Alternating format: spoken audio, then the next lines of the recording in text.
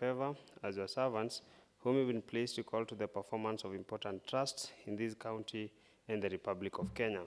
Let your blessings descend upon us here assembled, and grant that we treat and consider all matters that shall come under our deliberation in so just and faithful a manner as to promote your honor and glory, and to advance the peace, prosperity, and welfare of our county and of those whose interest you have committed to our charge. Amen.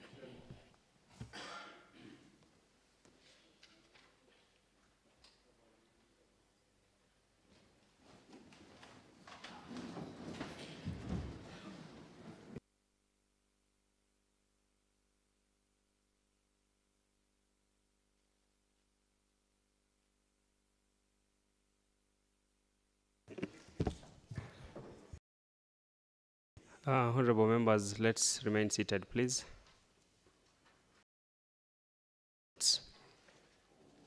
Honorable Clerk, kindly confirm whether we have quorum to transact today's business.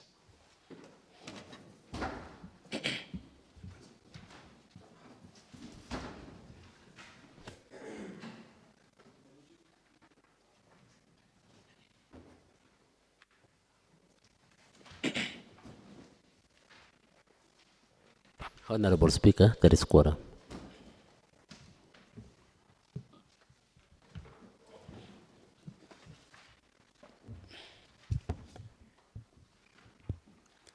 Honorable members, welcome to today's sitting, today 22nd November 2023, 2:30 p.m. We can have the prayers on the order paper. Order number 1. Order number 1, administration of oath. Next order. Order number 2, communication from the chair. Next order. Order number 3, messages.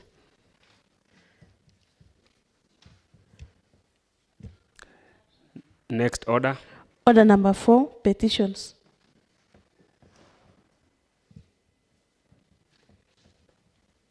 Next order. Order number 5, papers.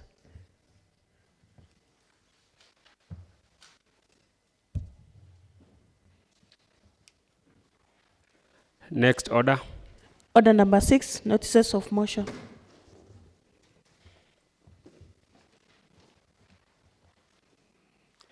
Next order. Order number 7, statements.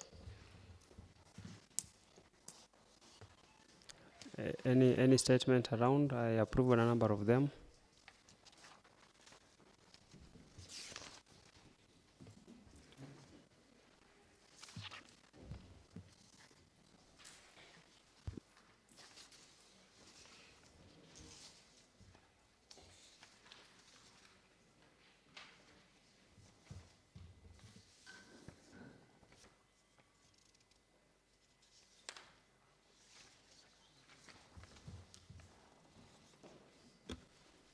Next order.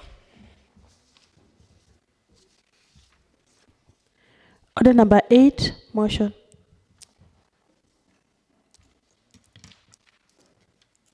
Honorable Majority Leader.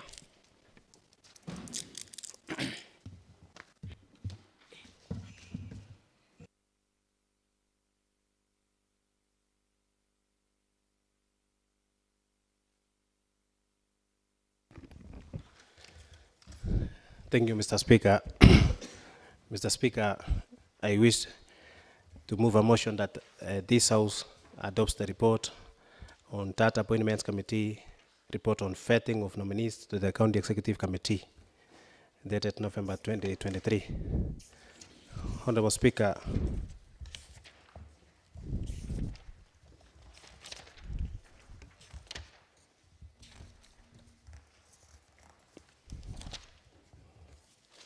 Honorable Speaker, pursuant to Article 179(2) of the Constitution, Section 30D of the County Government Act and Section 6(1) of the Public Appointments County Assembly Approval Act 2017, His Excellency the Governor, through a letter to the Clerk of the Nandi County Assembly dated 19 October 2023, Reverend ZG/N Nandi at ADM stroke 1 stroke 4 691 stroke 91 nominated Mr. Isaiah Kiblagat Keter as the County Executive Committee Member for Administration, Public Service and ICT.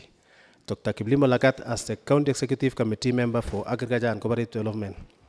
Mrs. Scholastica Jebkoske Dway as the County Executive Committee Member for Education and Vocational Training. Mr. Hilary Kiptanui Serem as the County Executive Committee Member for Finance and Economic Planning. Mrs. Ruth Jerotich Koech as the County Executive Committee Member for Health and Sanitation. Dr. Philemon Kiptapureti as the County Executive Committee Member for Lands, Physical Planning, Housing, Environment, Water and Natural Resources and Climate Change. CPA Alfred Kiprotich Lagat as the Chief Executive Committee Member for Trade, Tourism, Industrialization and Enterprise Development, and Engineer Tris Kipetrono as the Executive Committee Member for Transport, Public Works and Infrastructure Development.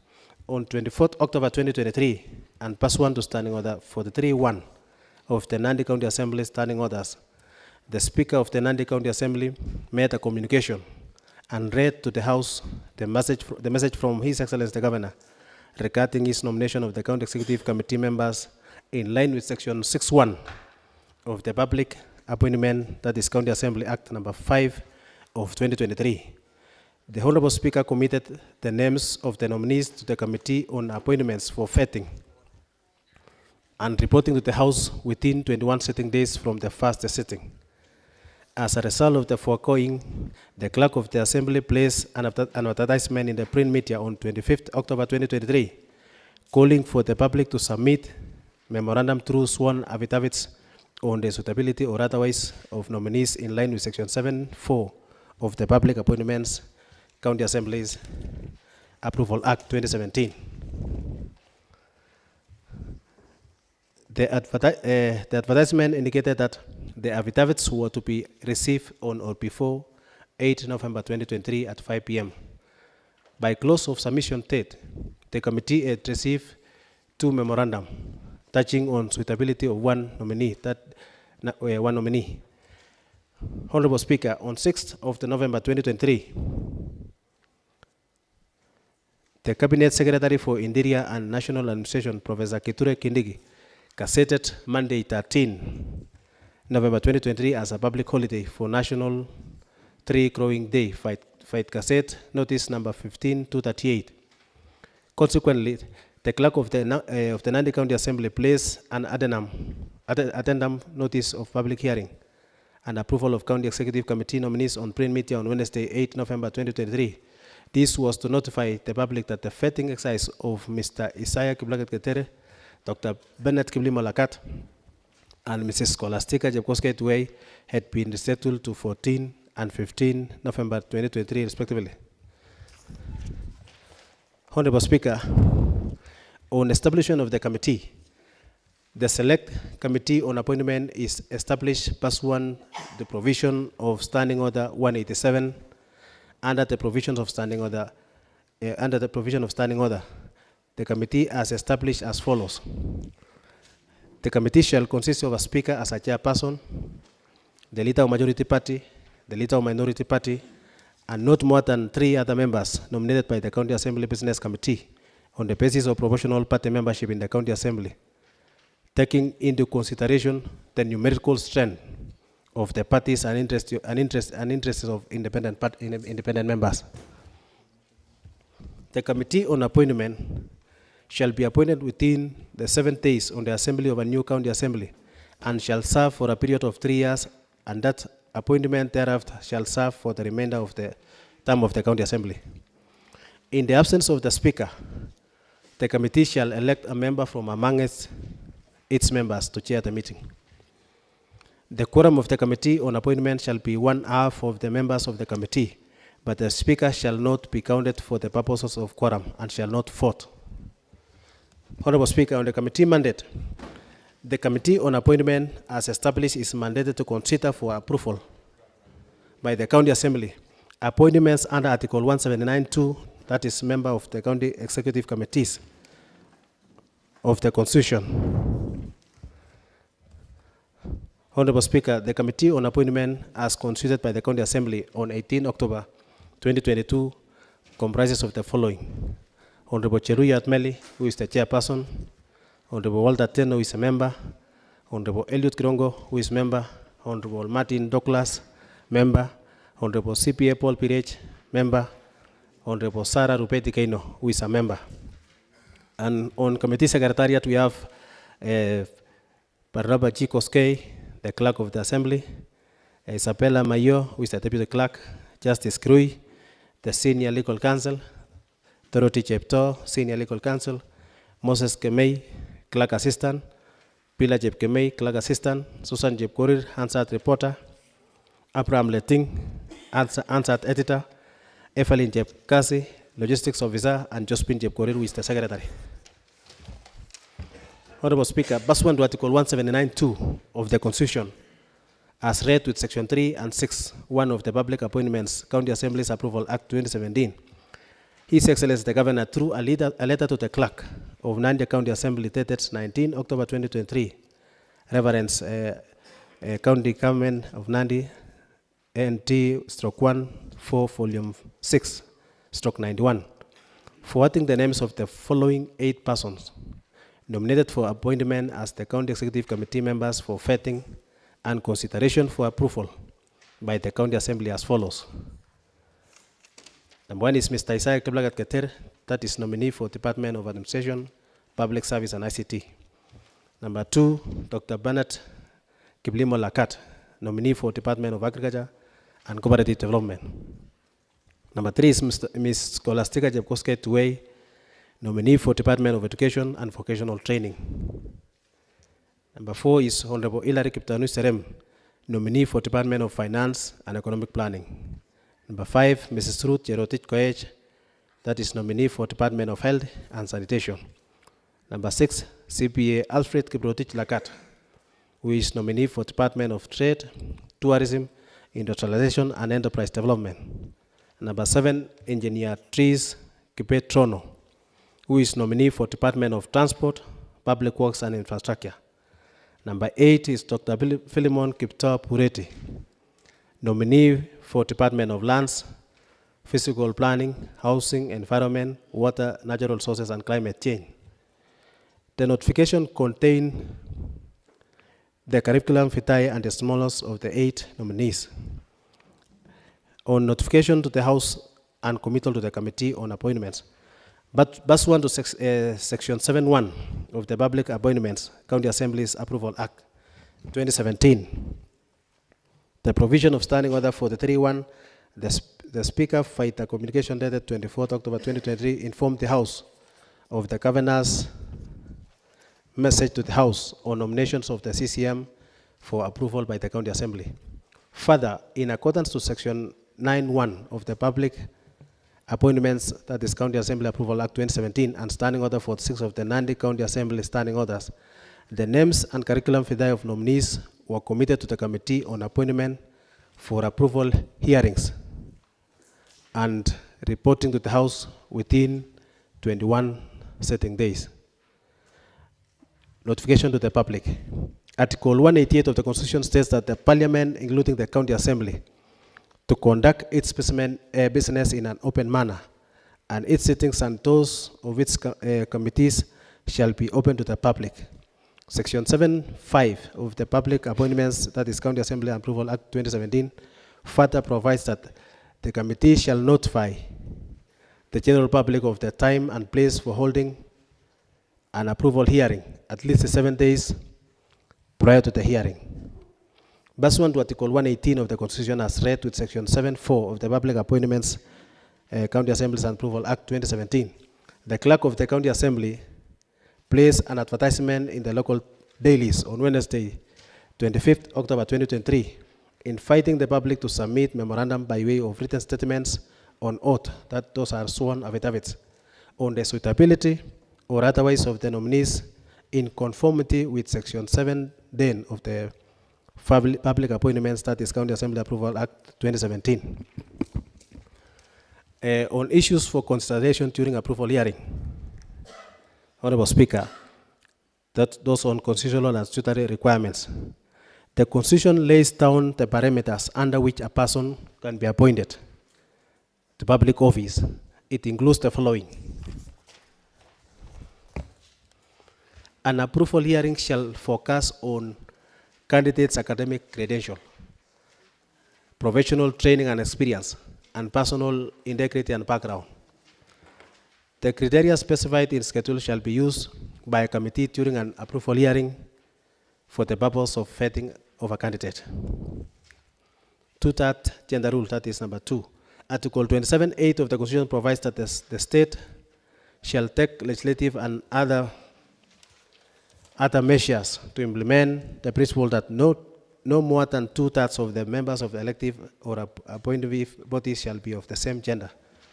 Additionally, Section 35(1)(b) of the County Government Act provides that the governor shall, when nominating members of the County Executive Committee, take into account the principle of affirmative action as provided for in the Constitution. Section 35(2)(a) states that the County Assembly shall not approve nomination for appointment of Executive Committee that do not take into account that not more than 2/3 of the nominees are of either gender. On leadership and integrity, the committee, in determining the suitability of nominees, took into consideration the provision of leadership and integrity as outlined under Chapter 6 of the Constitution. In particular, Article 73(2) of the Constitution provides that the guiding principles of leadership and integrity include: A, selection on basis of personal integrity, competence, and suitability, or election in a free and fair election.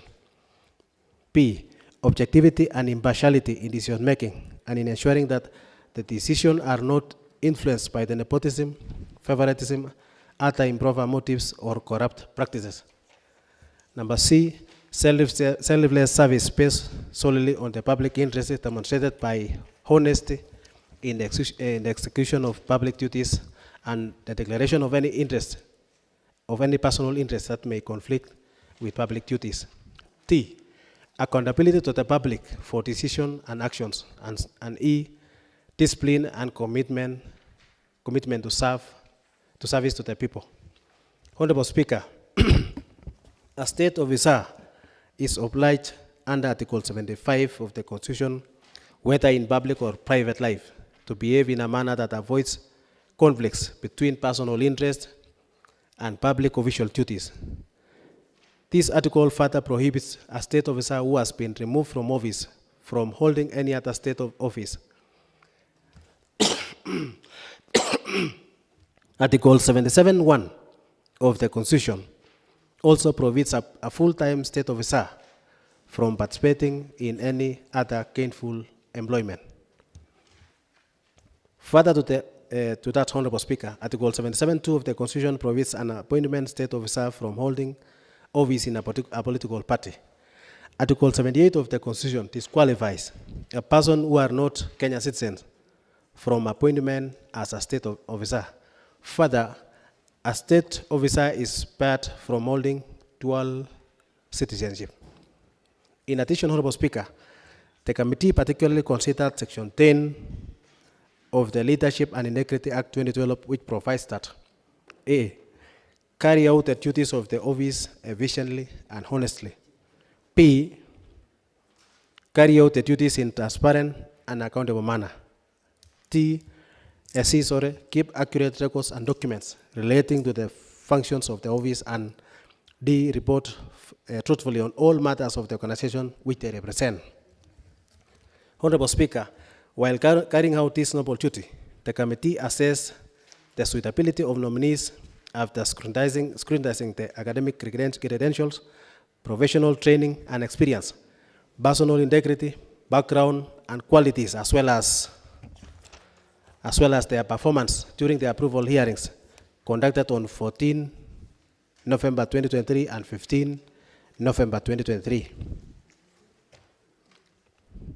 Honorable Speaker, a memorandum from members of the public in respect to the nominees. That is A, written statements and or memorandum of objection and or condensation of suitability of Dr. Philemon Kiptoo Pureti as the CCM for lands, physical planning, housing, environment, water, natural resources, and climate change. Honorable Speaker, Notice of hearing on approval of the CC nominee for member of the County Executive Committee for the above stated department was issued on 25th October 2023, followed by addendum notice of hearing on 8 November 2023. The addendum was issued following a notice of public holiday on 13 November 2023.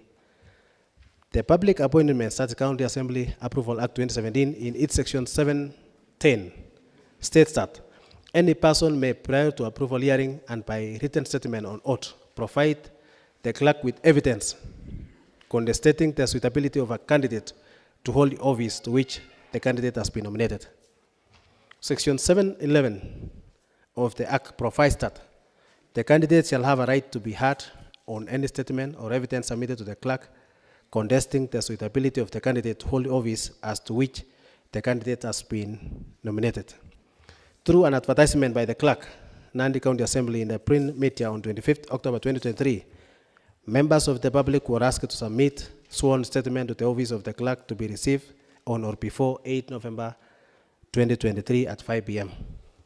Honorable Speaker, out of the foregoing, two memorandum of objection was submitted to the office of the clerk under Article 179(2)(p) of the Constitution of Kenya, County Government Act Section 15 on the functions of the county government, that is 32D on power to appoint CCM, and Section 5 on the appointment of the CCM together with Standing Order 46(1), 2, 3, and 4 of the Nandi County Assembly Standing Orders.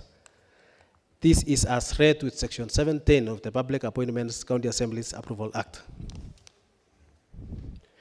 Honorable Speaker, there were two memorandum against the said nominee, namely, Memorandum of Objection by Mr. Jonathan K. Chepkwony, dated 6 November 2023, received by the clerk on 8 November 2023, and two, Objection by Mr. Alfred Koech, dated 6 October 2023, received by the clerk on 7 November 2023.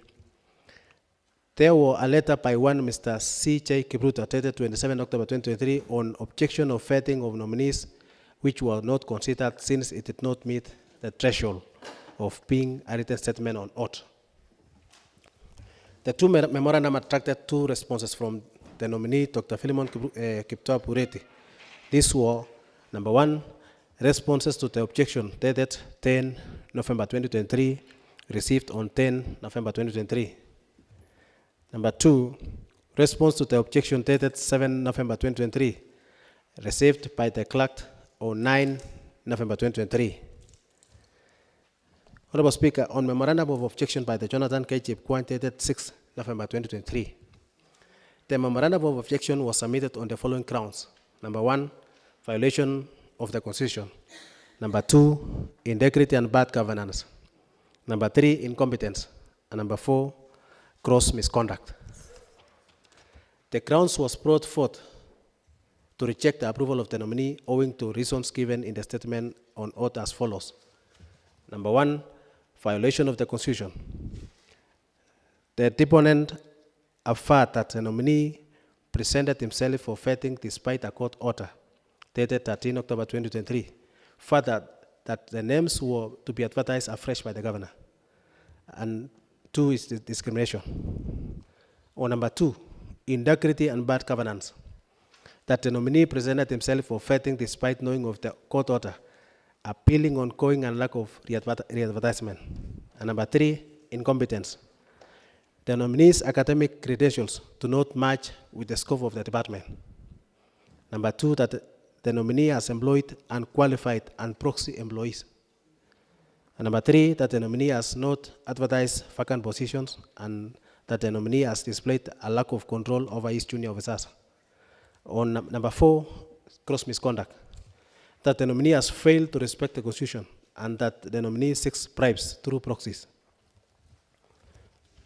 The deponent out of the grounds sought that the nominee should not be approved for the position and that what the nominee conducted while he was in office be declared unconstitutional and be declared null and void. On response to Jonathan K. Chepkwony objection by nominee Dr. Philemon Kiptoo Bureti, the nominee in his response affirmed that on violation of the Constitution and integrity, it stated that the governor is the one who submitted names to the assembly for vetting. And number 2, on incompetence, he stated that all actions of the department have been subjected to public persuasion. Additionally, that matters under the department have been addressed by relevant authorities. Further, that he is not the employing party. Conclusively, that any claim of incompetence of himself and his employees should be proved. And number 3, that relevant laws, statutes, regulations, and bodies should be visited before mischarging him. Committee's observation on Memorandum of Objection by Jonathan K. Chepkwony, that dated 6 November 2023. Honorable Speaker, the committee concluded as follows: that the Memorandum of Objection was not a written statement on oath that does not meet the threshold by not complying with Section 710 of the Public Appointments County Assemblies Approval Act. And number 2, that no evidence has been provided on the qualification of the staff in the department to determine their qualification. On objection of approval by nominee Mr. Alfred Koech, dated 6 October 2023, the objection was brought on the following grounds. Number 1 is constitutionalism, that is failure by the nominee to honor the decision of the assembly, which is creation of the Constitution. Number 2, demeaning the decisions of institutions and persons established under empowered by the Constitution. And number 3, sovereignty of the people. Failure to honor the decision of the assembly, which is the people's voice. And number 3, that's principle of good governance, showing bias in administration of duty while solving the boundary dispute between land parcels, that is Nandi Kiminda /1408 and Nandi Kiminda /332. Response to Mr. Alfred Koech's objections by the nominee Dr. Philemon Kipchapureti. In his response, the nominee affirmed that the petitioner's petition of objection is based on a boundary dispute between land parcel Nandi Kiminda /1832, currently subdivided to Nandi Kiminda /832 and Nandi Kamobo /332, and Nandi Kiminda /1408 is a private land bordering Nandi Kiminda /332, which is a public wetland measuring approximately 20 hectares.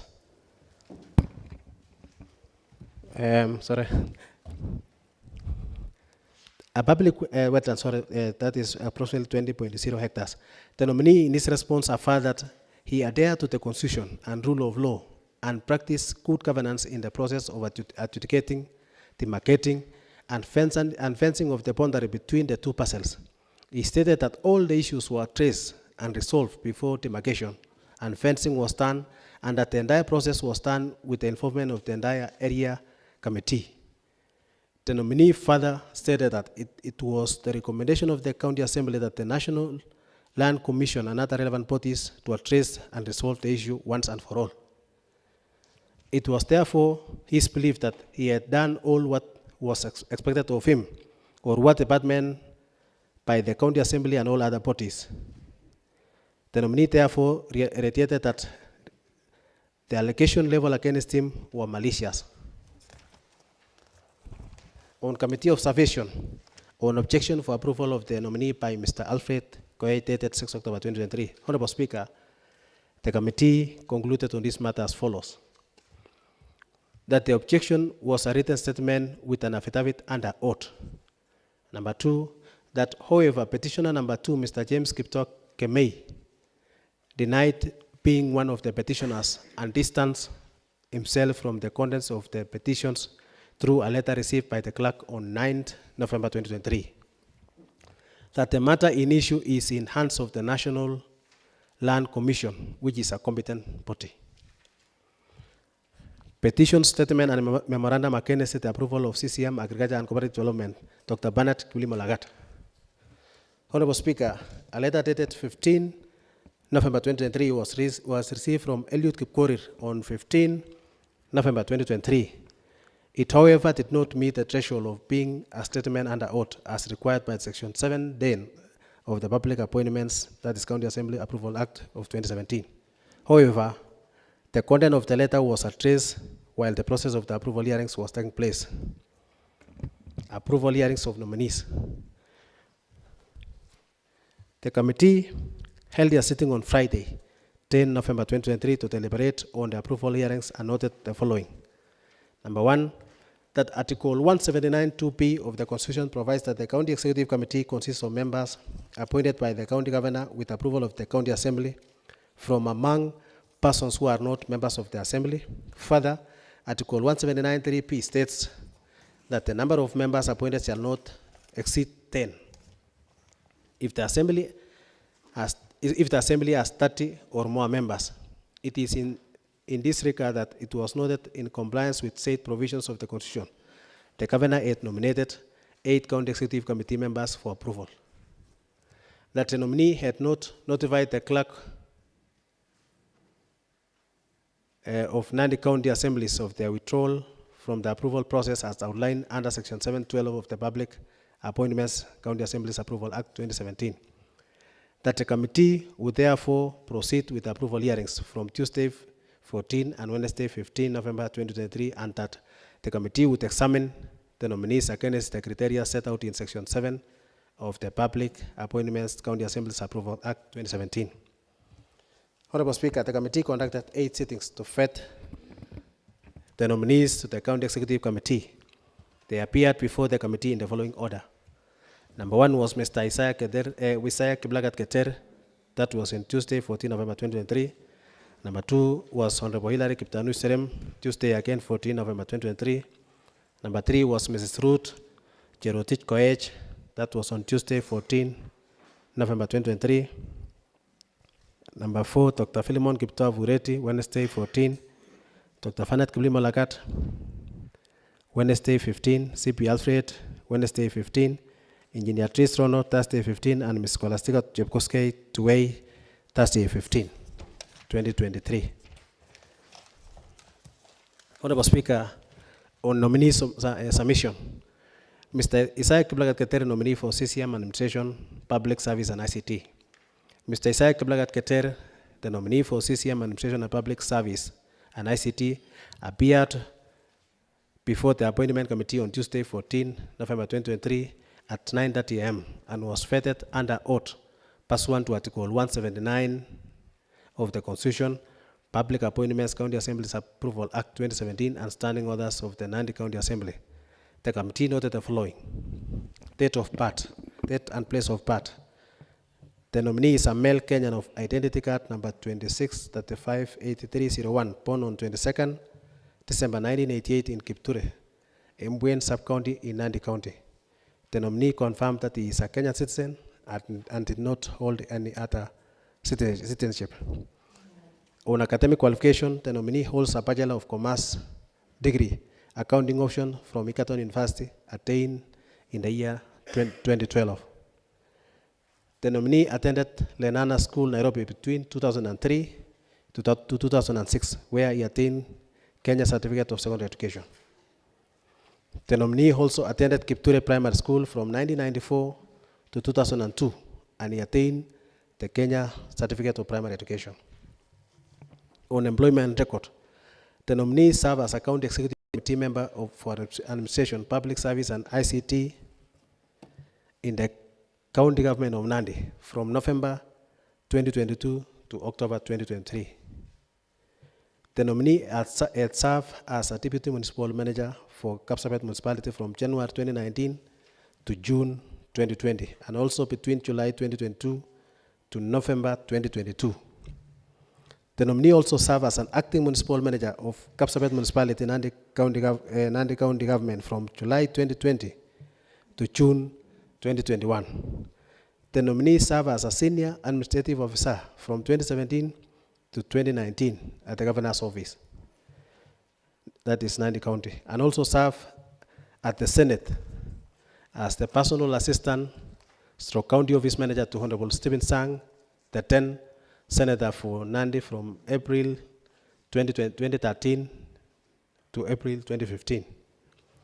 The nominee also worked with USAID from 1st May 2012 to to 1st February 2013 at Uasin Gishu County as a forum program officer. Honorable Speaker, on professional association stroke membership, the nominee is a member of the Kenya Institute of Management. On income and net worth, the nominee indicated that his net worth is estimated at Kenya shillings 27 million, comprising of family land received as inheritance, purchased land measuring 2 acres with 3 bushes, a plot with a house in Eldoret, a residential home, 2 saloon cars, and 2 QPR lorries. Potential conflict of interest. The nominee declared that he currently does not have any matter that would present a potential conflict should he be approved for the position of the County Executive Committee member.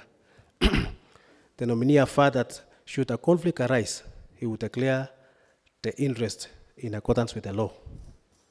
On integrity, Honorable Speaker, the nominee informed the committee that he has no criminal record, nor criminal case pending before any court of law or any investigative agencies. The nominee submitted the necessary clearance, which indicated that the nominee had fulfilled his tax obligations, as evidenced by a tax compliance certificate issued by the Kenya Revenue Authority and clearance from the Directorate of Criminal Investigation. On interest in knowledge relating to specific position, the nominee responded satisfactorily to question asked by the committee relating to the department to which he has been nominated to. And on communication skills, the nominee demonstrated excellent communication skills. On promptness, neatness, and resume stroke application and appearance, the nominee had his documents well organized and he was neatly traced. And on decision-making stroke problem-solving skills, the nominee demonstrated very good decision-making and problem-solving skills. General and sector-specific question to Mr. Isaiah Kiblagat. On the achievements in the last 1 year in office,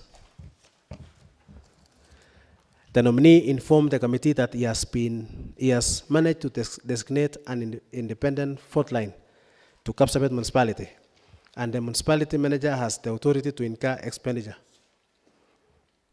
The appointment of a municipality manager as an accounting officer will see the municipality attain its financial autonomy. That as a CCM, he ceded all the functions of the municipality that were previously undertaken by the Department of Administration and Public Service. That under his leadership, the Directorate of Asset Management was established. The Directorate is responsible for asset management and consolidating debts owed to garages for vehicle repairs. And since his appointment to the office of the CCM member, he steered the formulation of the integrated development plan for the municipality, which has since been adopted by the County Executive Committee and now is before the County Assembly for approval.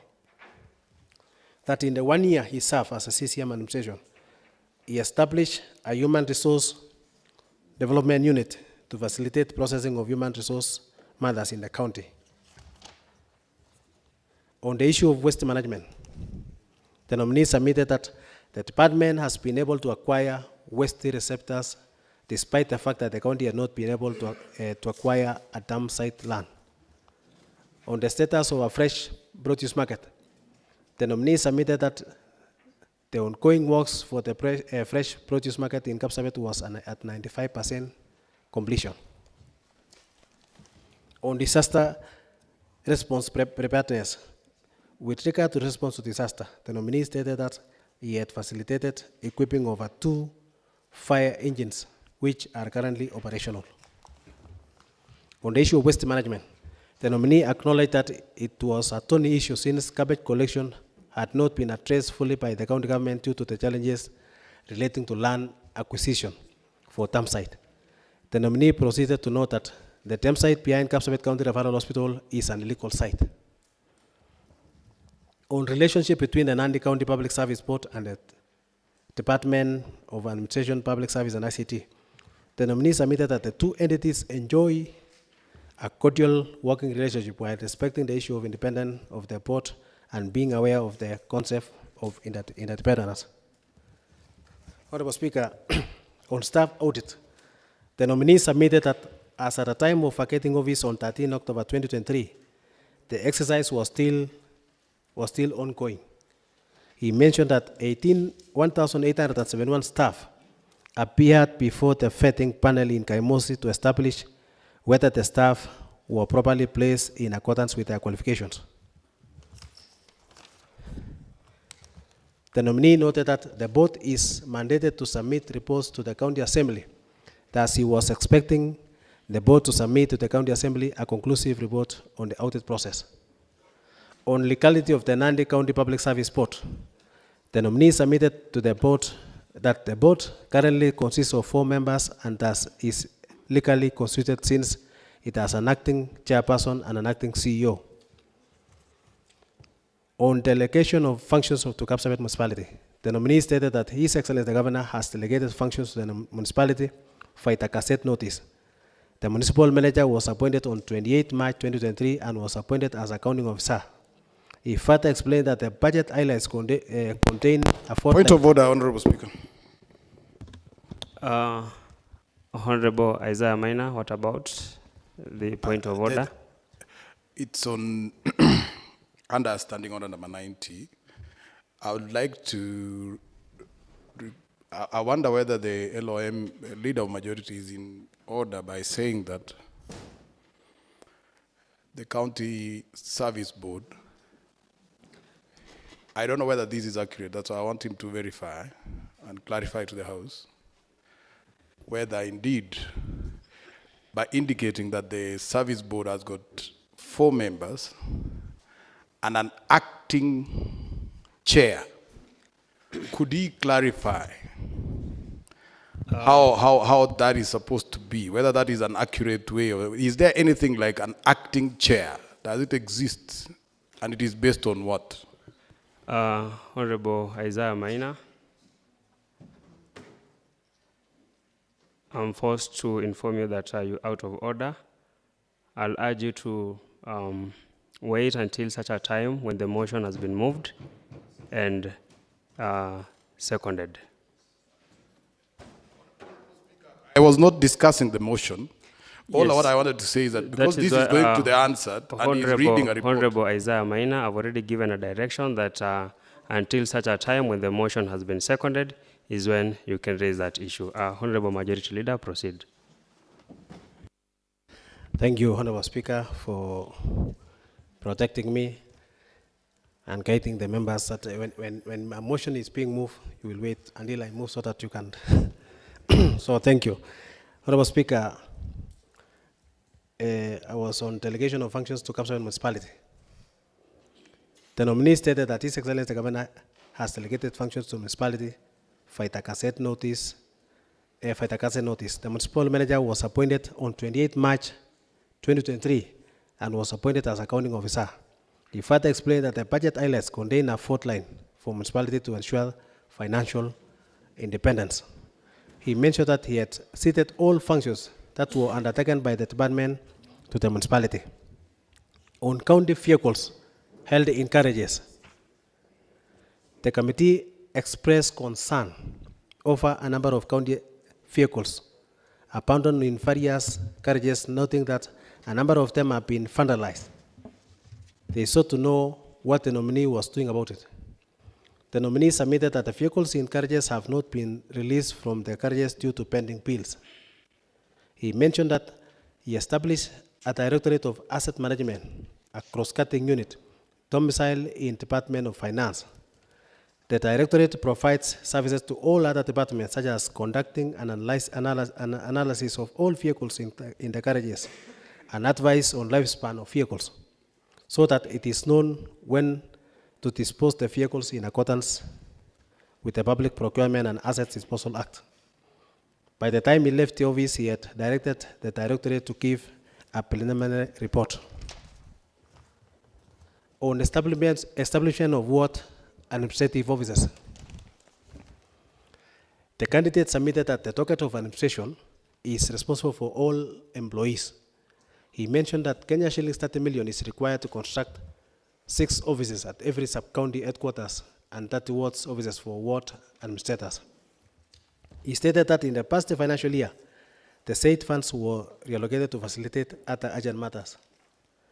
The nominee stated that 3 ward offices fell vacant because 1 ward administrator went abroad while 2 others were deemed not fit to hold the office and were reassigned other duties. Honorable Speaker, on committee observation on overall suitability of nominee for the position of CCM, Department of Administration, Public Service and ICT, that is Mr. Isaiah Kiblagat Keter. Honorable Speaker, the committee, having considered the file questionnaire submitted by the nominee pursuant to Public Appointments County Assembly Approval Act number 5 of 2017, his curriculum vitae as counter-checked with his academic documents and credentials, his oral submission during the approval hearing, as well as considering the nominee's performance of duty in previous 1 year before the revocation of his appointment, the appointment committee made the following observation concerning his suitability for appointment as Nandi County Executive Committee members for Administration, Public Service and ICT.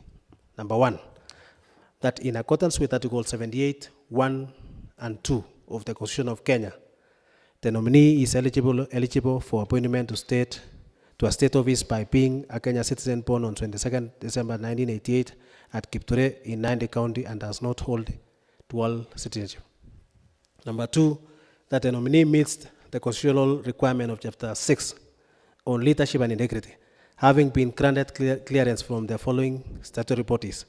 Number 1 is Kenya Revenue Authority, KRA, Ethics and Anti-Corruption Commission, EACC, the Higher Education Loan Board, and the Directorate of Criminal Investigation, DCI. And number 3, the nominee has not been charged in a court of law in the past 3 years. And number 4, the nominee has never been dismissed or otherwise removed from office for a contravention of Article 75(1) of the Constitution, that is conflict of interest, and Article 78(2), dual citizenship, and Article 77, that is restriction of activities of state officers. That the nominee filed in a Jubilee nomination for the position of MCA Kilibwani, an activity that terminated then and has no link to a political party currently. The nominee previously served as a Nandi County Executive Member for Administration, Public Service and ICT, Deputy Municipal Manager, and as a personal assistant to the 10th Senator Nandi County from 2013 to 2017. And number 7, the nominee holds a Bachelor of Commerce degree in accounting from Egerton University attained in 2012. Extensive knowledge on topical and administrative issues relating to the Department of Administration, Public Service and ICT. In matters related to performance of duty, the nominee was instrumental in facilitating of operations at the Kapsapel municipality, equipping of the county disaster unit. He has also collaborated with staff audit and rationalization of existing workforce. Honorable Speaker, number 2, that is Honorable. Honorable Majority Leader, you make a presentation on the second nominee. You have 25 minutes or thereabout to wind up moving the motion. Thank you, Honorable Speaker. So I will be shortening so that I can catch up with the time. However, the document is a very bulky document, over 80 pages. So I will try as much as possible. Honorable Speaker, the nominee number 2, that is Honorable Hilary Kiptanui Serem, that is CC nominee for Finance and Economic Planning. The nominee appeared before the committee on Tuesday, 14 November 2023, and was vetted under oath, pursuant to Article 179 of the Constitution, Section 30D of the County Government Act, Public Appointments County Assembly Approval Act 2017, and the standing orders of the Nandi County Assembly. The committee noted the following. The nominee is a male Kenyan of identity card number 24.74363 and was born on 16 August 1984 at Yemase, Nandi County. The nominee confirmed that he is a Kenyan citizen and did not hold any other citizenship. On academic qualification, the nominee holds a Bachelor of Degree in Business Management, that's accounting option, from Moi University, main campus, obtained in 2009. He attended Kapsabet Boys High School from 2000 to 2003 and attained a Kenya Certificate of Secondary Education, that's KCSE. He also attended Kapsikali Primary School between 1991 to 1999. On employment, Honorable Speaker, the nominee has served as a County Executive Committee member for Finance and Community Planning at County Government of Nandi from 2022 to 2023, October. Honorable Speaker, he has a lot of experience which has been captured, which I think I will not go through all the experience, Honorable Speaker. That is under page 29. On professional affiliation, the nominee is not a member of any professional party. Honorable Speaker, on the nominee submitted that he has no association that would pose potential conflict of interest if appointed. On income, Honorable Speaker, he indicated that he has an estimate of 22.5 million. That is comprising of land, a farm land, house deposit in SACCOs, dairy unit, motor vehicles, and pension saving. Honorable Speaker, on professional clearance, the nominee submitted that all the relevant statutory clearance, namely tax compliance by KRA, certificate of good conduct by Directorate of Criminal Investigation, Higher Education Loan Board, compliance certificate, ethics and anti-corruption commission, self-declaration form. On integrity, the nominee has informed the committee that he has no criminal record. Honorable Speaker, on interest in knowledge, the nominee is in response demonstrated expansive knowledge in activities and policies of the department has been nominated to. Honorable Speaker, on general and sector specific question to Honorable Hillary, he submitted that he performed several functions, including implementation of county and national legislation relevant to the county government. He was coordinating functions in other departments given the central role the Department of Finance plays. He was overseeing overall management of county public finance and resource mobilization. Honorable Speaker, on meeting on-source revenue targets, the nominee submitted that there has been tremendous increase in collection of on-source revenue since they managed to collect Kenya shillings 379 million shillings, which was a short of target by 100 million. However, the nominee stated to optimize collection such as automating revenue collection system, training personnel on tax administration, formulation of policies on rates and tariffs, and consulting on valuation in regard to rates, negotiation with tea factories with regard to tea sales and borrowing from Bomet and Kericho counties on applicable rates paid by multinationals. Honorable Speaker, on committee observations on the suitability of the nominee. Honorable Speaker, committee having considered the file questionnaires submitted by the nominee pursuant to public appointments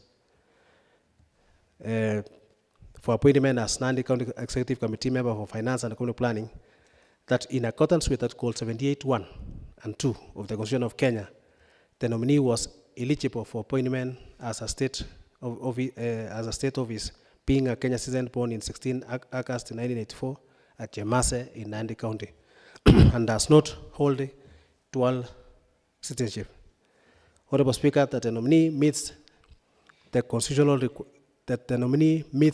requirements of Chapter 6, that the nominee has not been charged in any court of law, that the nominee has never been dismissed or otherwise removed from office for a contravention of any law, that the nominee fight for election of the position of MCA Chemelil Chemasa Ward in 2017 on an independent ticket in 2018 general election. These activities terminated and the candidate has no linkage to a political party currently.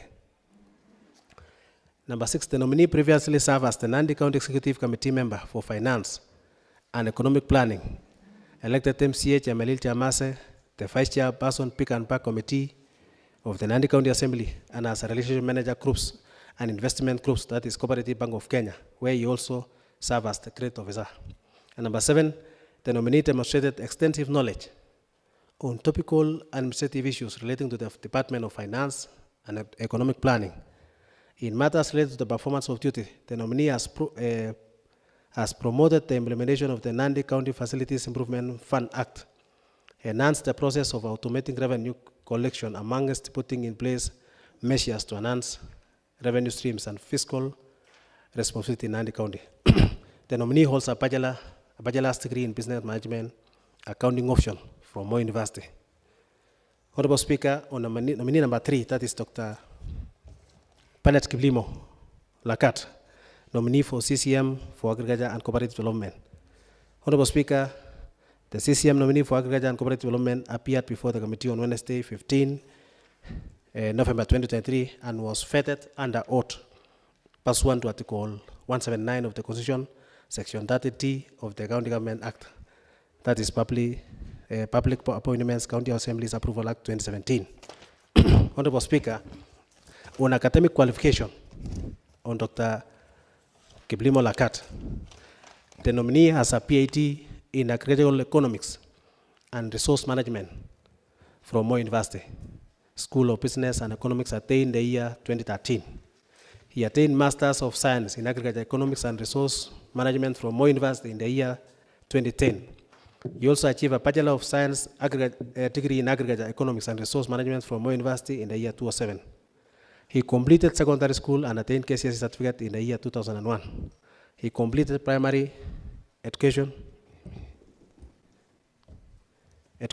in Kosoiwa Primary School and attained KCP certificate in the year 1997.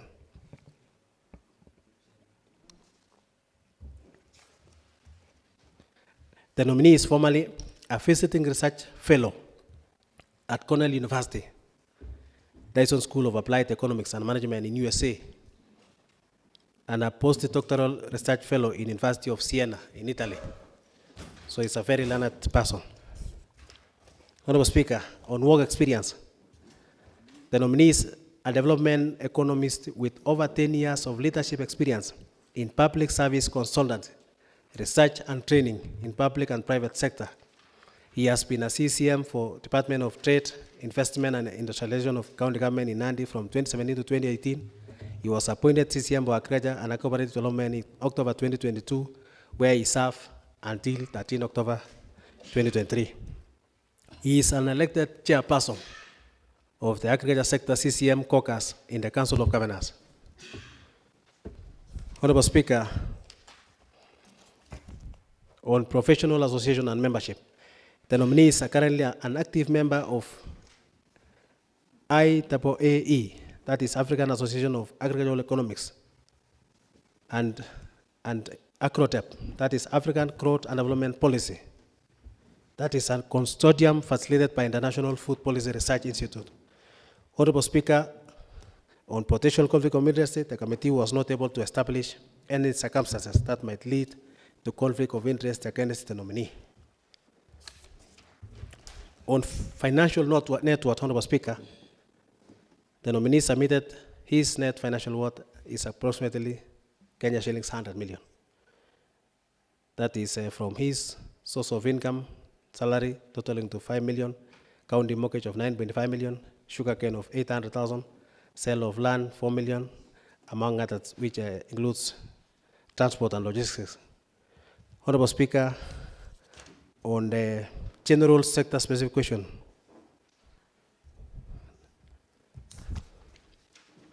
that is on targets. He said the nominee submitted that he would prioritize the completion and operation of Nandi Cooperative Creameries, that is NCC. He explained that there is too much expectation from the members of the public and that according to him, the right result might take some time to be realized. He however expressed optimism that it is in the long run, the people of Nandi will realize positive economic outcomes arising from the policies and projects currently underway. On amount of money expended so far at the Nandi County Creameries, he explained that the project was designed in phases. That phase 1 was to cost Kenya shillings 115 million for infrastructure and Kenya shillings 300 million for equipment. Honorable Speaker, on establishment of Kaimosi Farmers Training Center as independent entity, he submitted to the committee that he was the foremost champion for establishment of Kaimosi, that is Kaimosi FTC as autonomous entity way back 2018.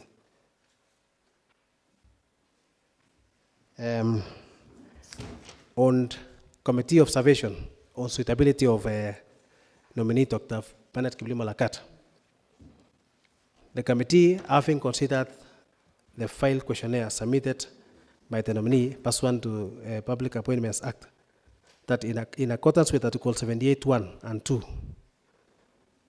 that the nominee meets the constitutional requirements of Chapter 6, that the nominee has not been judged in a court of law, and that the nominee volunteered as a UTA County Presidential Chief Agent in the year 2022, that is 2022 elections, and that the nominee demonstrated an in-depth knowledge of topical, administrative, and technical issues relating to the Department of Agriculture, that the nominee has a PhD in Agricultural Economics and Resource Management from Moi University. Honorable Speaker, nominee Ms. Ruth Cherotich Koech, that is CCM nominee for Health and Sanitation. Ms. Ruth Cherotich Koech, CCM nominee for Health and Sanitation, appeared before the committee on Tuesday 14. The nominee is a female Kenyan born 4th August 1973 at Plateau Hospital in Uasin Gishu. She confirmed that she was a Kenyan citizen and did not hold any other citizenship. The nominee graduated from the Smonis University College of Osteopathic Medicine and Health Science in Iowa, USA, where she was awarded master's degree in public health in January 2004. Honorable Speaker,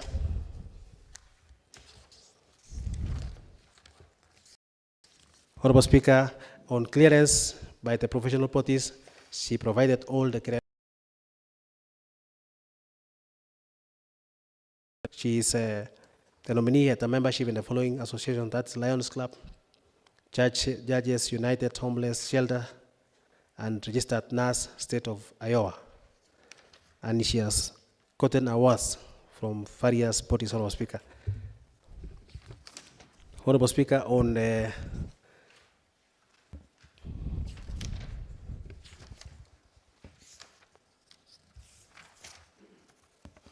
on committee observation, Honorable Speaker, on the suitability of nominee for health, Ms. Ruth Cherotich Koech, the committee considered and considered the file questionnaire and found that the nominee has not been judged in any court of law. The nominee has never been dismissed or otherwise been removed from office. The nominee was a volunteer local presidential delivery agent for UTA grassroots election in 2022.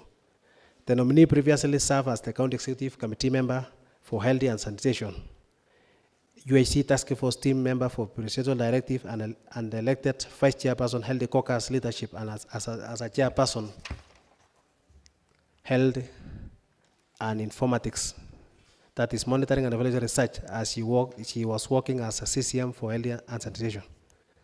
The nominee demonstrated extensive knowledge on topical and administrative issues.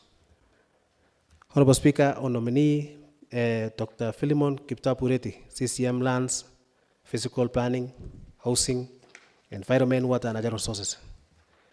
The nominee for CCM Lands, Physical Planning, Housing, Environment, Water and Natural Resources and Climate Change appeared before the committee on Wednesday 15 November 2023. He was born in 27 October 1961 at Chepkunyu Court in Nandi County. The nominee holds a PhD from Southern Evangelical Seminary awarded in the year 2003 and a Master's of Arts in Religious Studies from Southern Evangelical Seminary, USA, awarded in the year 2000. Honorable Speaker, the nominee has obtained under educational certificate as follows. Yes, higher diploma in counseling biology obtained from Tech Institute of Management in November 2013, among other certificates, Honorable Speaker, which is attached in the page 51. Honorable Speaker, the nominee has received Best MKU Campus Management Award in 2013. The nominee received in 1999 Long Service and Good Conduct Medal. And also in 1998, the nominee received CGS Award for Best Accounts Instructor. On the net worth, Honorable Speaker, the nominee has a total net worth of Kenya shillings 68 million. Honorable Speaker, on the suitability of the position, the nominee has a relevant experience, expertise, and demonstrated passion for the issue or goals associated with the role. The nominee articulated a clear vision, expressed a strong dedication to service, and demonstrated an understanding of the challenges and opportunities inherent in the position. The vetting process, therefore, revealed his capacity to contribute effectively to the role he has been nominated to CCM. Honorable Speaker, on the general observation of the overall suitability for the nominee for lands, that in accordance with Article 78(1) and 2 of the Constitution of Kenya, the nominee is eligible for appointment to a state office, being a Kenyan citizen born in 1961 at Jepkunyuk in Nandi County and does not hold any dual citizenship. Number 2, that the nominees meets the constitutional requirements of Chapter 6, Leadership and Integrity, having been granted clearance from all the bodies, that is CARI, ESCC, and HELP. Number 3, the nominee has not been charged in any court of law. And number 4, the nominee has never been dismissed or otherwise been removed from. And that the nominee obtained Bachelor's of Arts in Religious Studies from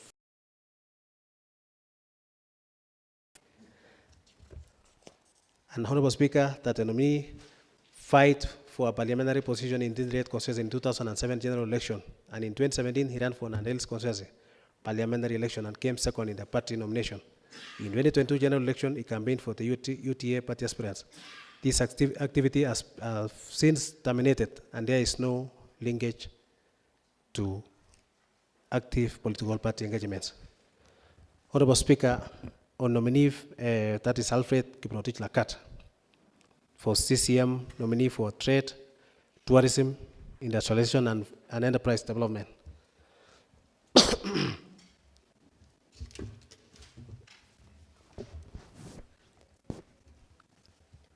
Honorable Speaker, the nominee for Trade, Tourism, Enterprise Development appeared before the committee on Wednesday, 15.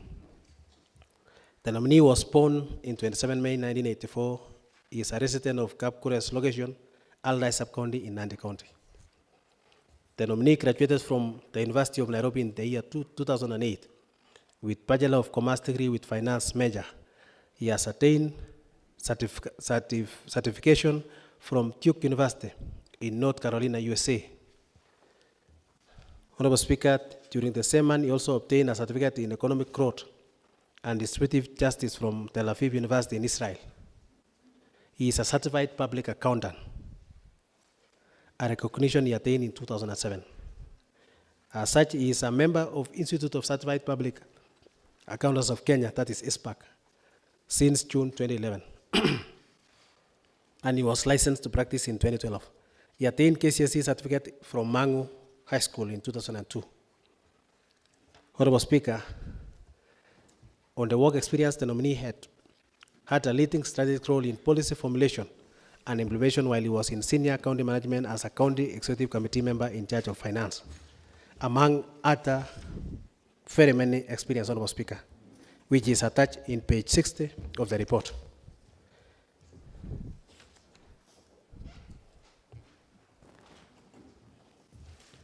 Honorable Speaker, on the net worth, the nominee submitted that he has an approximate net worth of 50 million.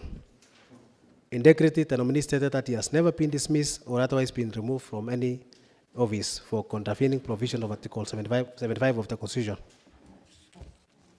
On the notable achievements in the last 1 year as CCM, Honorable Speaker, the nominee stated that he was in charge of organizing a successful Nandi County Trade Expo, which brought together with the business community and beyond to discuss trade and investment communities. Committee observation, Honorable Speaker, on suitability of the nominee, that is CPA Alfred Kiprotich Lakat. The committee noted that in accordance with Article 78(1) of the Constitution and 2 of Constitution of Kenya, the nominee is eligible for appointment to a state office, being as a Kenyan citizen born on 27 May 1984 in Nandi County and does not hold any dual citizenship. That the nominee meets the constitutional requirements of Chapter 6, Leadership and Integrity, and that nominee has not been charged in any court of law. The nominee has never been dismissed or otherwise been removed from office for contravention of the law. That the nominee demonstrated extensive knowledge on topical administrative issues relating to the Department of Trade, Investment, Industrial and Enterprise Development. He is a CPAK professional. Honorable Speaker, the nominee number 7, that is, I think number 7, yeah, Engineer Tris Kibetrono, nominee for CCM Transport, Public Works and Infrastructure. Honorable Speaker, the nominee appeared before the committee on Wednesday, 15 November 2023, and was vetted under oath. On academic and professional qualification, the nominee is a holder of bachelor's degrees in engineering, that is mechanical and production, from Moi University attained the year 2014. He attended Kapsabet Boys High School, where he sat for the Kenya Certificate of Secondary Examination in 2006. He began his education journey in Kaliet Primary School, where he sat for Kenya Certificate Primary Education for the year 2002. On the work experience, the nominee is an immediate former CCM for Transport and Infrastructure in the County Government of Nandi, having been appointed in office in 2019 and reappointed in November 2022. While serving as the CCM for Transport and Infrastructure, His Excellency Governor assigned him extra duties as the acting CCM for Administration, Public Works and E-Government in July 2021. Previously, he was an employee of the County Government of Samburu between the year 2015 and 2019, holding a position of the Senior Superintendent Mechanical Engineer. Honorable Speaker, on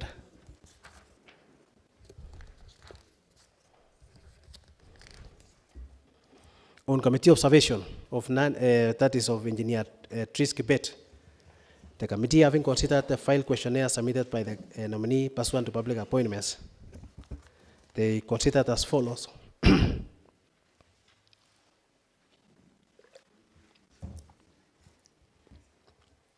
That the nominee meets the constitutional requirements of Chapter 6. That the nominee has not been charged in any court of law. The nominee has never been dismissed or otherwise been removed from office for a contravention of Article 75(1) of the Constitution. That the nominee was a chief agent in the UTA gubernatorial election. This exercise has since terminated. He is a member of UTA party but has no linkage to active political party engagements currently. The nominee previously served as Nandi County Executive Member for Nandi County, and the nominee holds a bachelor's of degree in mechanical engineering from Moi University and is a registered professional by a Kenyan engineer registered port.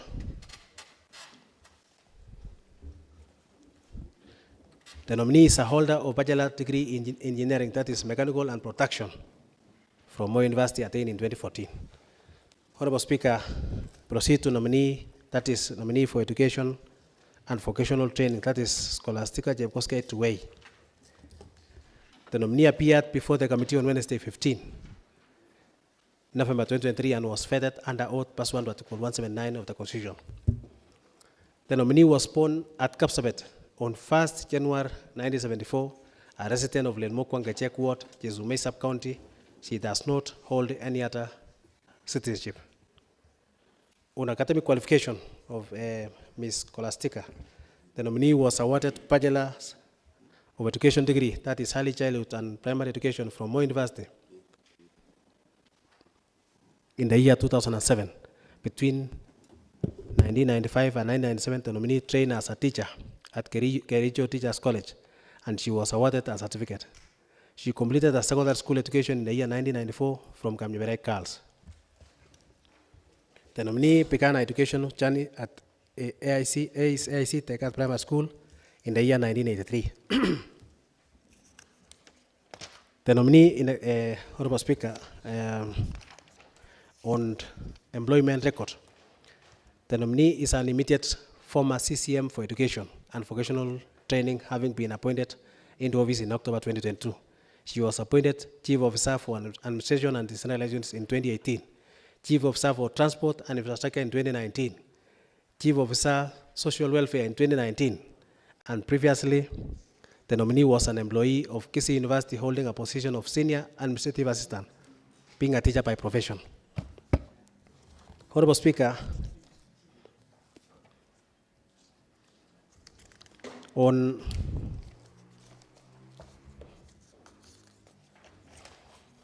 committee observations on the suitability of the nominee, that is for education and vocational training, Ms. Scholastica Chepkoskei, the committee, having considered the file questionnaires, observed the following: that in accordance with Article 78(1) and 2 of the Constitution of Kenya, the nominee is eligible for appointment to a state office, being a Kenyan citizen born on 1st January 1974 in Nandi County and does not hold dual citizenship. Number 2, that the nominee meets the constitutional requirements of Chapter 6. Number 3, that the nominee has never been dismissed or otherwise been removed from office for contravention of any law. Number 5, that the nominee previously served as the Nandi County Executive Member for Education and Vocational Training. Number 7, the nominee demonstrated extensive knowledge on topical administrative issues relating to the Department of Education and Vocational Training in matters related to performance of duty. The nominee was instrumental in facilitating the streamlining of operations in various departments in Nandi County.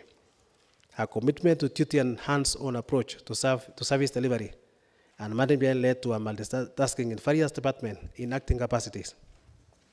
The nominee holds a bachelor's in early childhood development from Moi University. Honorable Speaker, the vetting process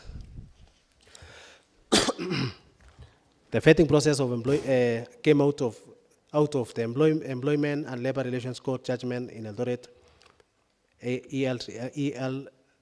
ELRC petition number E026 of 2022, which quashed the earlier appointment of CCM. The main points of contest were the issues of compliance with the two-third gender rule and consideration of minority groups on vetting of CCM who served in the previous term before appointment. Pursuant to Articles 1792P of the Constitution, Section 32 and 35 of the County Government Act, the Governor submitted afresh 8 names of CCM for approval. The nominees submitted 6 are male and 2 are female. If all nominees are approved, they will join Mrs. Rose Kenda Eposo Angira, CCM who had been vetted earlier and who tops up to meet the two-third gender rule. To meet the two-third gender rule, community and cultural diversity as required by law. This will make a team 9 county executive committee members comprising of 6 members of male gender and 3 female members from diverse origin and culture.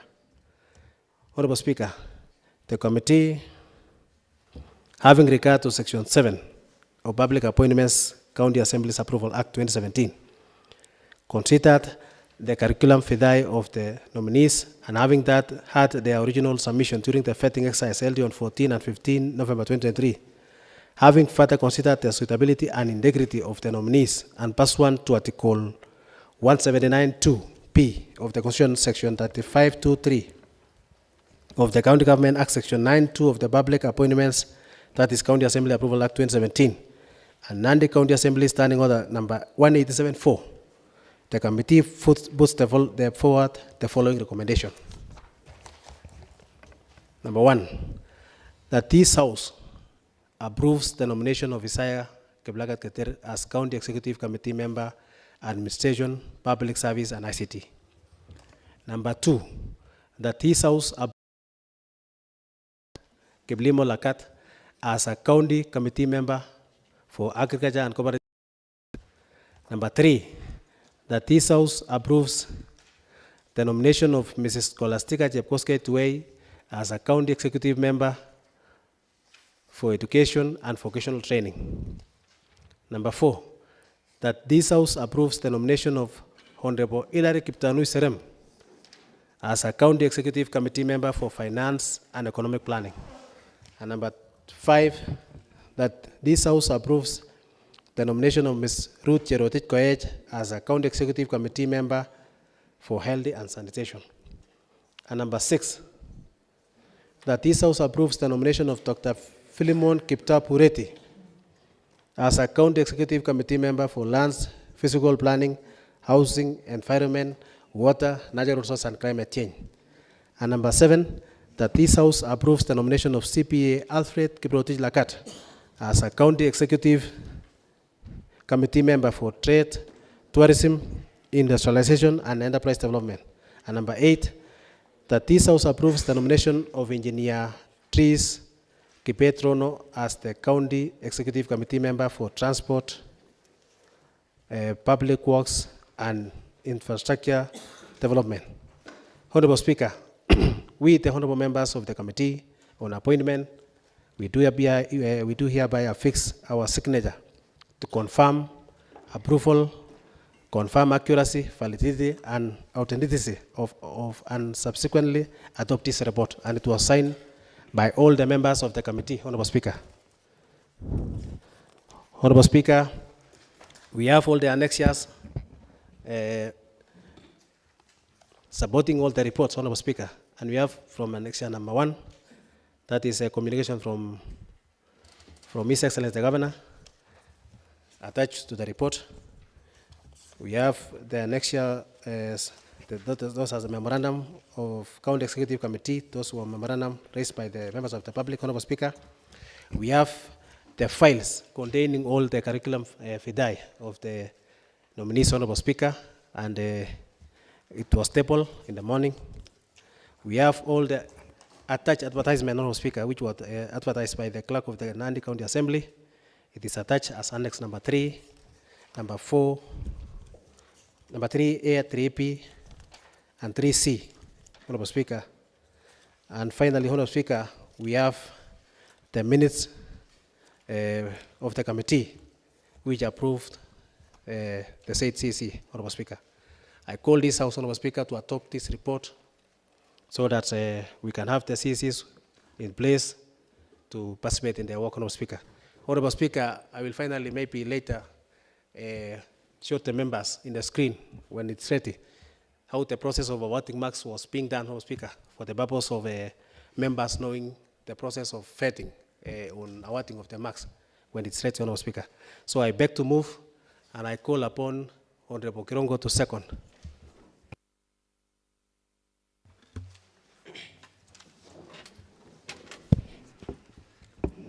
Honorable members, the motion having been moved and seconded, I now propose the question that this House adopts the third Appointments Committee report on vetting of nominees to the County Executive Committee laid on the table of the House on 22nd November 2023, to the effect that this House approves the nomination of Mr. Isaiah Kiplagat Keter as a County Executive Committee member, Administration, Public Service, and ICT.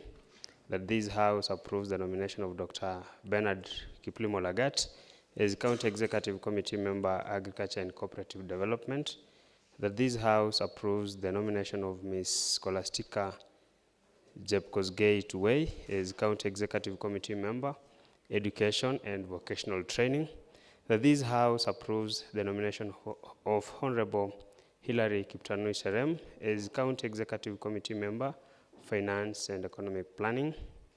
That this House approves the nomination of Ms. Ruth Cherotich Koech as County Executive Committee member, Health and Sanitation. That this House approves the nomination of Dr. Philemon Kiptap Ureti as the County Executive Committee member, Lands, Physical Planning, Housing, Environment, Water, Natural Resources, and Climate Change. 7, that this House approves the nomination of CPA Alfred Kiprotich Lagat as a County Executive Committee member, Trade, Tourism, Industrialization and Enterprise Development, that this House approves the nomination of Engineer Dris Kibet Rono as the County Executive Committee member, Transport, Public Works, and Infrastructure Development. Honorable members, now the motion is open for debate, and I'll plead that we confine ourselves to the provisions of Standing Order 96 as to the limitation of debate, and also in view of the motion that was passed by this county assembly on matters of time. Honorable Speaker, I would like to raise on a point of inquiry. Yes, Honorable Isaiah. Regarding what the Honorable Majority Leader has, and I'm particularly interested looking at the report. I'm not contributing to the motion as yet. That I thank him for giving that the committee observed various aspects of the Approval Act. I've been trying to look at the report to find where section number 5 that calls for advertisement. I have also been trying to look at section number 8, looking for in this case, the criteria for selection of the nominee. I don't know whether, Honorable Majority Speaker, this information is somewhere in the report and I'm missing it. And I'm also cognizant of the fact, Honorable Speaker, that this House is obliged to make these approvals according to the Approval Act. I am seeing in section 4 where it provides that no such approval shall be made if it is not according to this act. So I would like to see from the report, just so that I can appraise myself. I'm also interested in looking at how section 35(2), those three things, where he read only one, about 2/3. But he didn't read about marginalized. He didn't say anything about the cultural diversity. How does this report capture that? I'm just interested to know, Honorable Speaker, if this report contains that information. Honorable Majority Leader, will you be able to respond to that point of inquiry by Honorable Isaiah Minor? Thank you, Honorable Speaker. Honorable Speaker, I will respond later when I will be giving my right of reply. As of now, I will come up with all those laws that has been said by Honorable Shango. Speaker, I would find it a bit of a challenge. I mean, okay, if it is at the end when he's being given right of reply, I thought it would just be kind if this House was first of all aware whether you can just make reference to the page. I just want to see where it is contained or where you tackled it. Because I assume that you are doing this for us. You know, like for instance, I have seen you, Honorable Speaker, the committee has made observations. Point of order, Mr. Speaker. Honorable Ezra Rotich. Point of order, Mr. Speaker. I'm trying to acquaint myself on which standing order is the Honorable Member, Mr. Speaker, trying to inquire or rather make reference to on these allegations that he's trying to put across, Mr. Speaker. Honorable Rotich. Also, an inquiry, Honorable Speaker. Honorable Sang, I'm here to determine the issues raised by Honorable Ezra Rotich. Honorable Ezra Rotich, have permitted the Honorable Member from Lesos to raise his point of inquiry. Honorable Isaiah Minor, proceed. Wind up.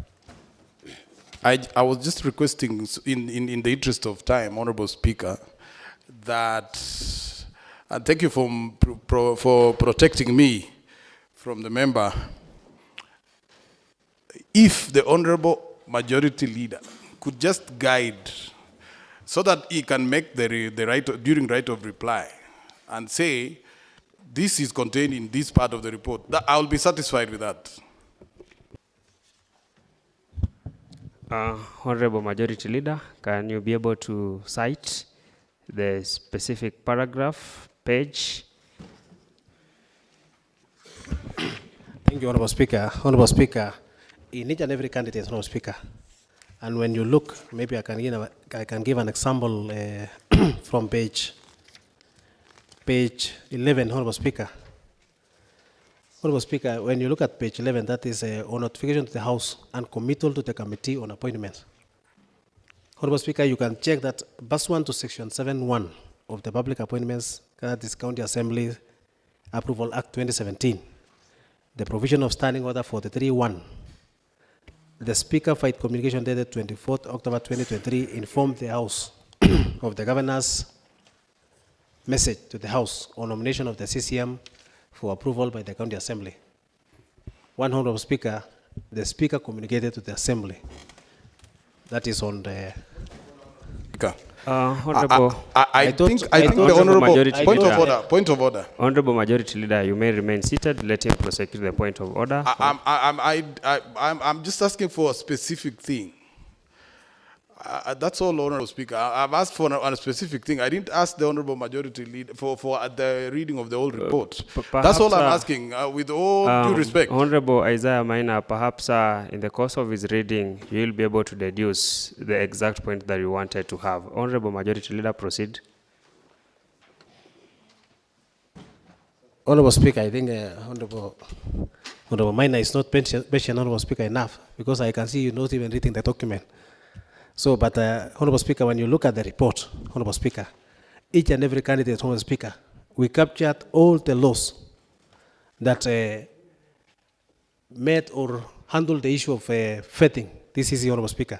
Honorable Speaker, when you see the report on the issues of consideration during approval hearing, Honorable Speaker, we considered all the issues, Honorable Speaker, on the law. That is pursuant to Article 118 of the Constitution as read with Section 7.4 of the Public Appointments, that is County Assembly's Approval Act, which Honorable Siangu was asking, Honorable Maina was asking, Honorable Speaker.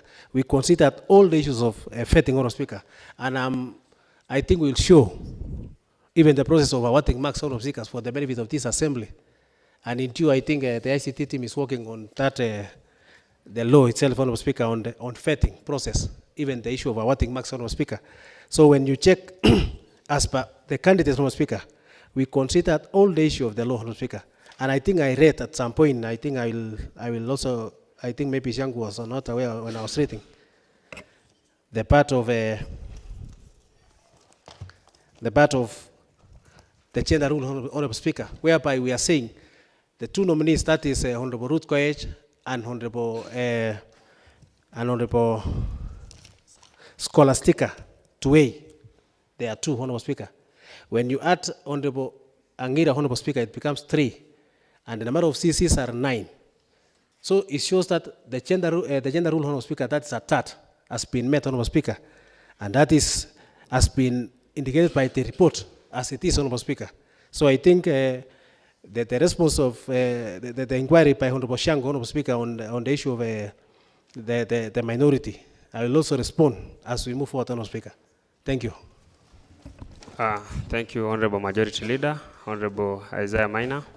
I do not wish to take too much time, but Honorable Speaker, I am so sorry that I didn't get the answer I was looking for, because Section 5, that's what I was asking about, provides that these appointments should be advertised.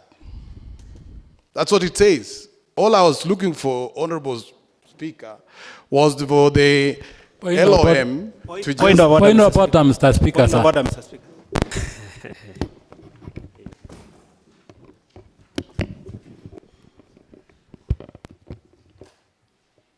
Honorable Majority Whip. Yes, I'm standing, under standing order number 89, Mr. Speaker, sir. Can Honorable Member of Lesos declare the interest in this matter, Mr. Speaker, sir?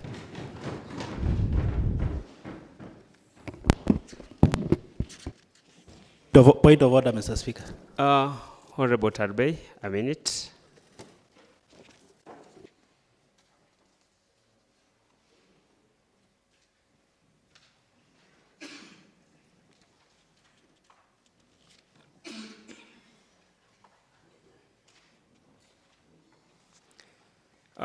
Honorable member from Chemundu, I have considered the provisions of the Standing Order 89, and it states that a member who wishes to speak on any matter in which the member has a personal interest shall first declare that interest. And 2, personal interests include pecuniary interest, proprietary interest, personal relationship, and business relationships. In my view, Honorable Member from Chemundu, you seem to be out of order because this is not directly related to the submissions as submitted by Honorable Isaiah Minor. Well, Honorable Members, I wish to get the House on the issues that have been raised by Honorable Member from Olesos Ward. Honorable Members, I also wish to inform the House that today at around 2:04 p.m., I received a statement seeking for a ruling over the issues as presented by the Honorable Member, though he was not in the House when the prayer for statements were being sought. And in his address to the Speaker, he called the Speaker to make a ruling on the following. One was whether the appointments of CCMs fall under the Public Appointments County Assemblies Approval Act 2017.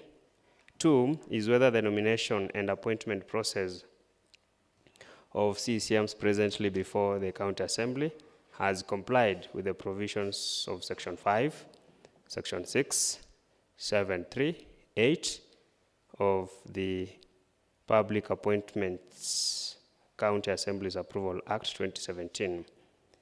3, whether all the conditions provided for under Section 35(2) of the County Governments Act 2012 were complied with fully, and if so, provide evidence. And lastly, whether the Assembly should proceed with the approval process currently underway in spite of the findings in prayer 2 and 3. Honorable Members, I'll proceed to consider the issues 1 and 2 and 3. 1 is whether the appointments of CCMs falls under the Public Appointments County Assemblies Approval Act 2017.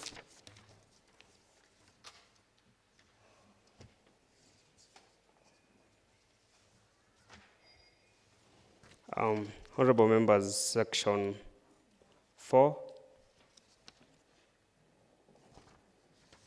Sorry.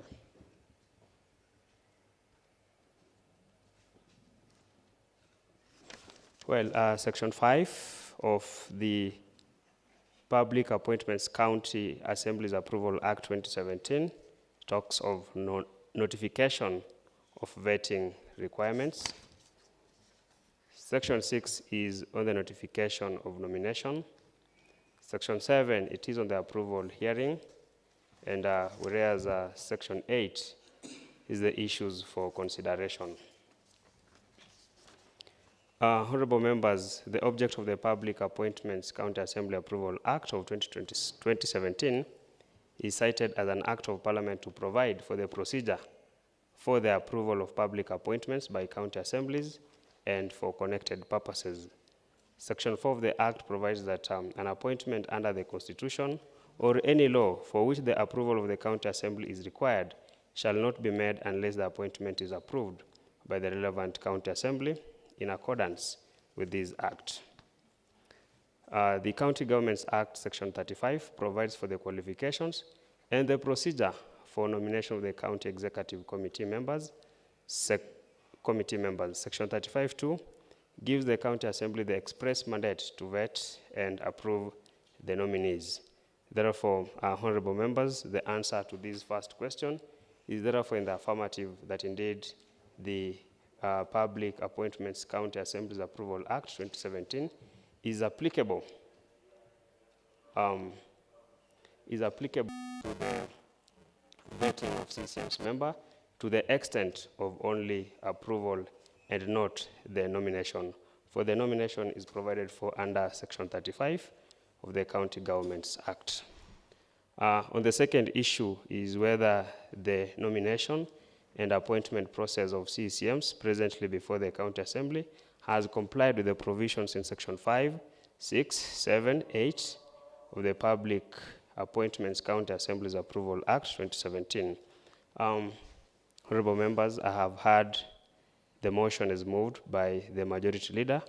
Pages 11 and pages 12 of the Appointments Committee report on the vetting of the nominees to the County Executive Committee that is currently before the House makes reference to the compliance with the sections stated above. Section 6 of the Public Appointment County Assemblies Act No. 5 of 2017 provides that an appointing authority shall, upon nominating a person for appointment to which this act applies, notify the relevant county assembly accordingly. This was complied by His Excellency the Governor in forwarding the names of the nominees to the County Assembly. Further, honorable members, evidence of compliance with the sections above is laid out in the above stated report and the annexures thereto. On the third issue, whether all the conditions provided for under Section 35(2) of the County Governments Act were complied with fully. Honorable members, Section 35(2) of the County Governments Act provides that the County Assembly shall not approve nominations for appointment to the County Executive Committee that do not take into account not more than 2/3 of gender rule. B, representation of the minorities, marginalized groups and communities. And 3, community and cultural diversity within the county. Honorable members, I know this House has not yet approved the said nominations, and therefore it would be premature for me to delve on that particular issue. And therefore, so to the issue number 4, whether the Assembly shall proceed with the approval process currently underway in spite of findings in 2 and 3 above. In light of the above findings, that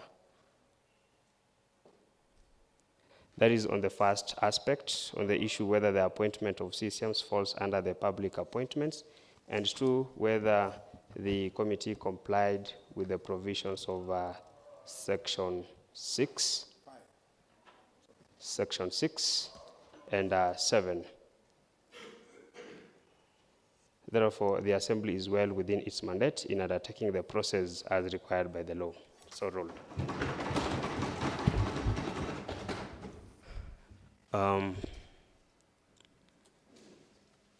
That has been dispensed with. The debate is open.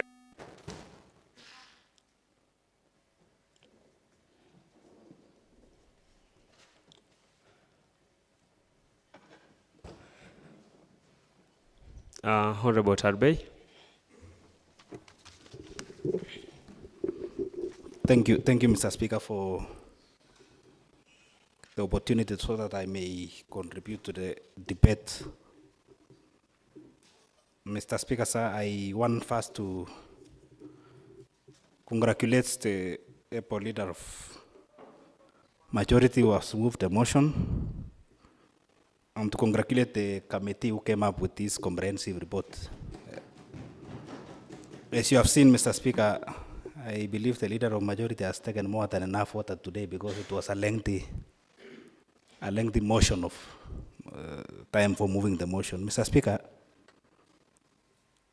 while the leader of majority was moving this motion, I was wondering how we found ourselves in this scenario, Mr. Speaker. Mr. Speaker, I might not be as senior as the honorable member for Jeb Kumia, but I have stayed in this honorable house long enough to know malice when I see one. And Mr. Speaker, I want to confirm that this is malice of the highest order, Mr. Speaker. Mr. Speaker, this honorable house has been subjected to ridicule, where we are forced to fed and refed CCs, Mr. Speaker, because a CC like Scholar, we fed her, Mr. Speaker, simply because he had not served previously in this honorable house. And Mr. Speaker, I was wondering, Mr. Speaker, in fact, today I've revisited our standing orders and I followed the prayer which we normally recite before we start the proceedings. I'll go back to that, Mr. Speaker, but first, Mr. Speaker, I believe the orders of malice, as I said before, they are not sleeping. They want to see this county assembly, this county government go to where Meru is at the moment, Mr. Speaker. Mr. Speaker, no development is happening in Meru as we speak, simply because some people outside there are planning evil. However, Mr. Speaker, we will not allow, because, Mr. Speaker, if you see the caliber of people the governor nominated to be as CCs, Mr. Speaker, there are people of standing, 2 doctors, Mr. Speaker, who have performed well. Yet someone is going to court and challenge, Mr. Speaker. And, Mr. Speaker, you know, I happen to Point of order, Mr. Speaker. Point of order. Honorable Mr. Speaker, Tarbay, I'm standing under point. Standing under point Honorable 6. Isaiah Minor, just a minute. I was instructing Honorable Tarbay to have a seat as you prosecute your point of order. Yes, I'm rising under standing order number 86, where it says that neither the personal conduct and it says quite a number of things, including a judge and other proceedings in terms of the content of speeches. And I'm wondering whether the honorable member is in order by claiming that the ruling of the court is malicious, or what could he substantiate what he meant? Honorable Tarbay, did you mention something of that sort, that the ruling of the court is malicious? Mr. Speaker, it is in record of this honorable house that the answer does not capture me mentioning any part of the court, Mr. Speaker. I have not referred to any court of law, Mr. Speaker. And if the honorable member maybe was sleeping, Mr. Speaker, he can refer back to the record, Mr. Speaker. So I have not mentioned any court. Honorable Tarbay, remain seated. I thought I had the honorable member talking about, unless I wasn't listening. He talked about malice. He said this is pure malice. So it's malice on whose part? Could he clarify? Well, Could he clarify? And if he thinks that he's talking Point of order, Mr. Speaker. I'm on a point of order. Honorable Tarbay, that cannot happen. He's on his point of order and I'm on a point of is order. against your submissions. So I am interested, Honorable Speaker. Could the honorable member clarify what he thinks about what is the term malice? Because I'm assuming he explained that the reason why we are here today is because of a malicious intent. By who? Could he clarify? This is an honorable house. And we cannot just allow. And if there is anybody who is outside this house, I don't think this house has lived to discuss anybody who cannot defend themselves. Honorable Speaker, could you guide whether the honorable member is in order, or could he withdraw and apologize? Honorable Isaiah Minor, that is well noted. Honorable Tarbay, will you please substantiate the same or retract? Okay, for the sake of continuity, Mr. Speaker, let me extract the malice part. And Mr. Speaker, I rose on a point of order, Mr. Speaker. You have noticed, Mr. Speaker, the honorable member is standing, pursuant to standing order number 105 of repetition. And Mr. Speaker, how can an honorable member be interjecting every member who speaks in this honor? Mr. Speaker, maybe you can rule the member out of order because I believe he will disrupt all members. Honorable Tarbe, the member is not out of order. Just proceed. So, Mr. Speaker, I was saying, Mr. Speaker, I haven't participated in the election or the re-election of the governor, Mr. Speaker. That's why I was trying to compare that maybe why we are here today, maybe someone, Mr. Speaker, wants our county to go the Meru way, Mr. Speaker, because in Meru, Mr. Speaker, if you allow me to cite as an example, they have impeached the governor 3 times, Mr. Speaker. And as we speak, they are kind of collecting signatures. They want to dissolve the county, Mr. Speaker. So I don't want our county to go to that direction. That's why I want to paint a picture of history in this county, Mr. Speaker. Mr. Speaker, at some point, our governor, who has nominated the names, Mr. Speaker, of the CCs, was once under attack. And everyone believed that he will not be re-elected, Mr. Speaker. But his slogan, Mr. Speaker, was continued transformation, Mr. Speaker. And why I'm saying so, Mr. Speaker, is because why he reappointed some of the CCs, Mr. Speaker, maybe he believed they had performed. And some of the CCs, Mr. Speaker, who were reappointed to continue the fight of transformation in this county, Mr. Speaker, include those doctors who have mentioned, Dr. Buredi, Dr. Philemon, Dr. Kiblimo, and an Apple lady, the CC Ruth Koech, Mr. Speaker. Mr. Speaker, some times back, if you stand outside the assembly and look at the hospital, Mr. Speaker, there is a magnificent building being pioneered by the CC Health. That's Ruth Koech, Mr. Speaker. So, and Mr. Speaker, why I am saying so, Mr. Speaker, is because if, for example, other counties, Mr. Speaker, like Kirinyaga, previously was in issue counties, those governors who went back, Mr. Speaker, because previously, if the CCs had been fettered, Mr. Speaker, he relied on those examples, Mr. Speaker, because some counties never refettered the CC. So, and we have rulings of the same, Mr. Speaker, which are even cited in the governor's letter, Mr. Speaker. So, the issue which the honorable member was inquiring, Mr. Speaker, the issue of CC in terms of minority. We have a CC who has become a savior in this county. When all the CCs were sent packing, Mr. Speaker, I might quote her as the prime CCM because he saved our situation, Mr. Speaker. That's Rosalie Nangira. He's not an Nandi, Mr. Speaker. He represents I believe he represents the minority in terms of the CCs, Mr. Speaker. So the governor has no ill motive, Mr. Speaker.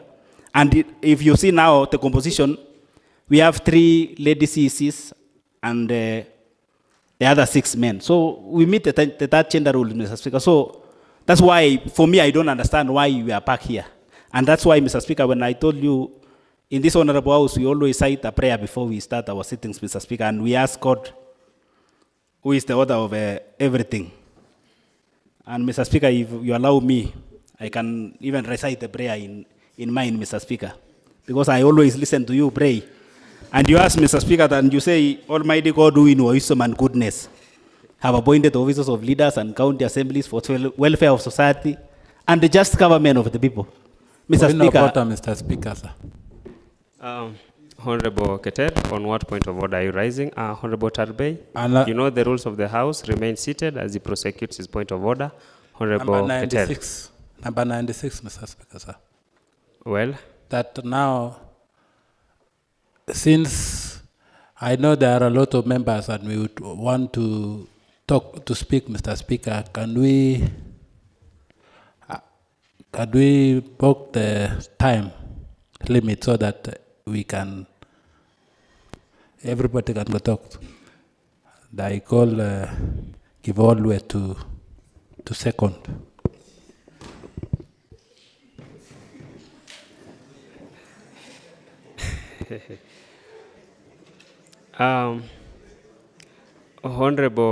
Honorable Keter, you've moved a motion.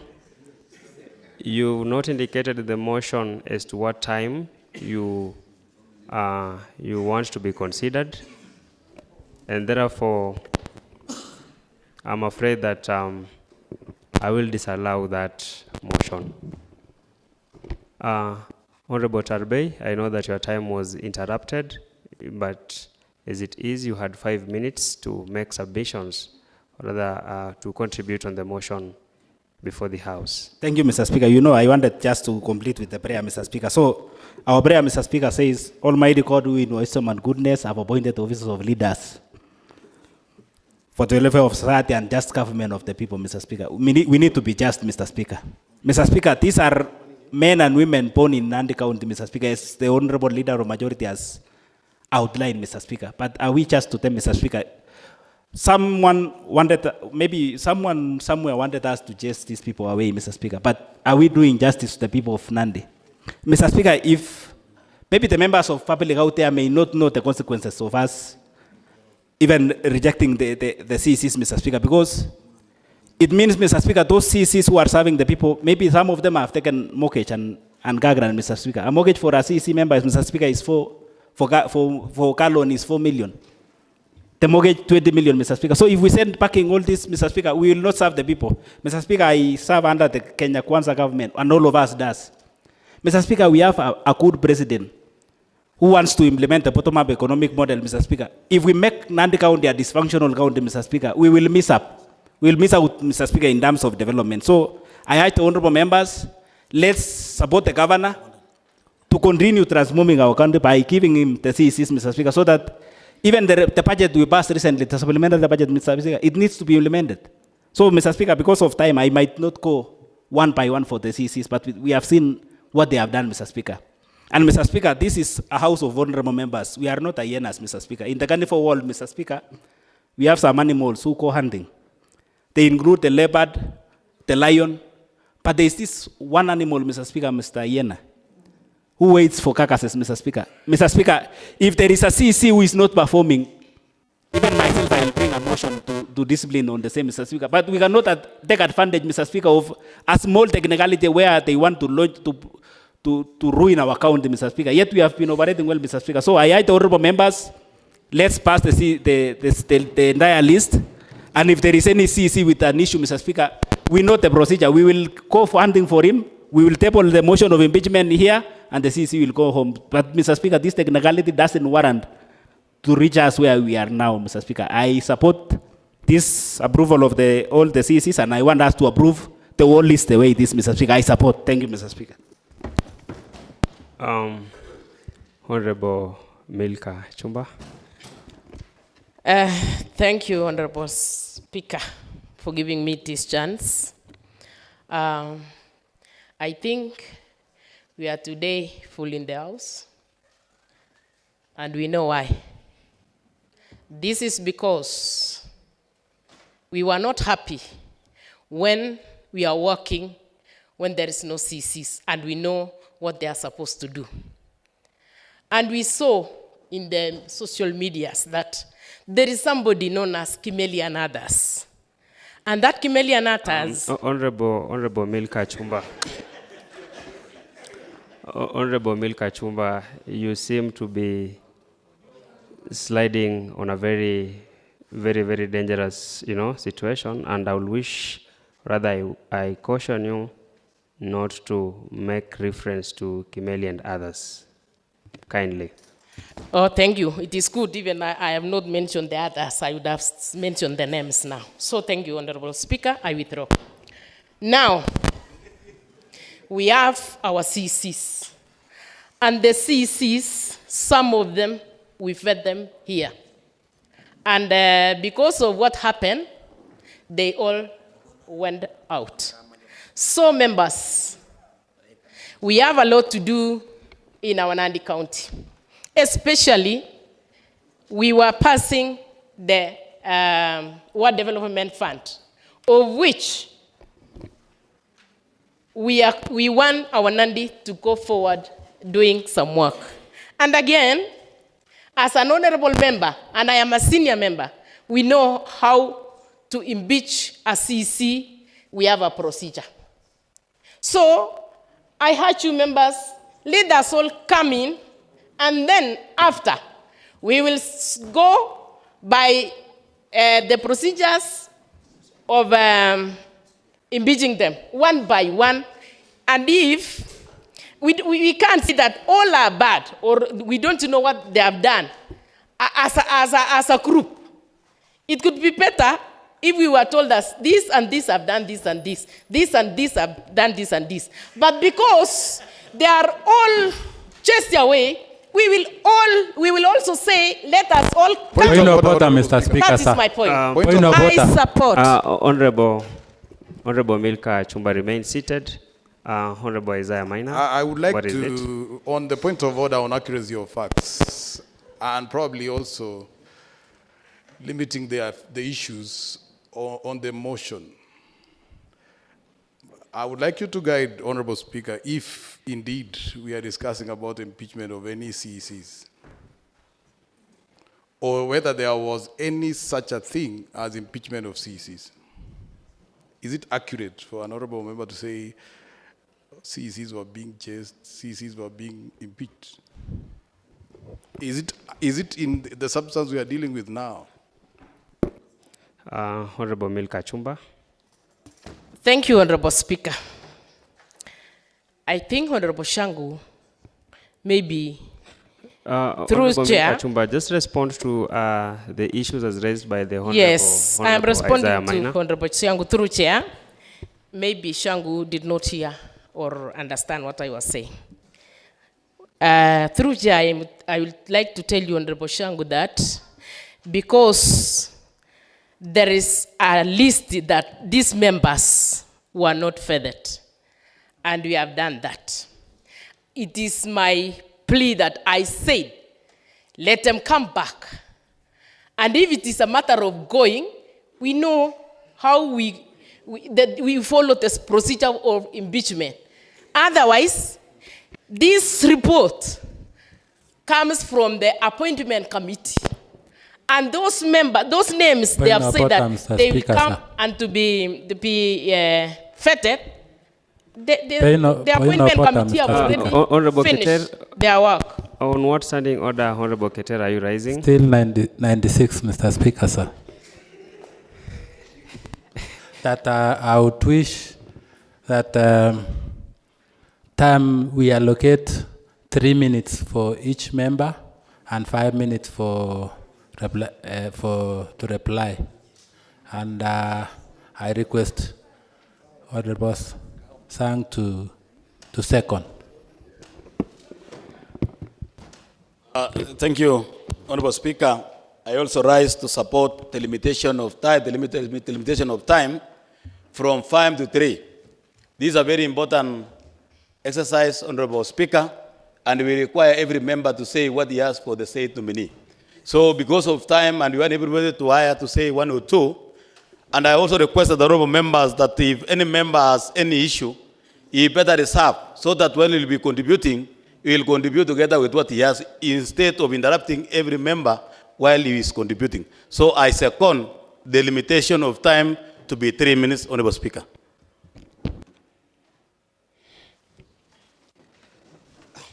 Honorable members, I'll therefore proceed to propose the question that the time be limited from 5 minutes to 3 minutes in case of the member, and 5 minutes in the case of the chairpersons.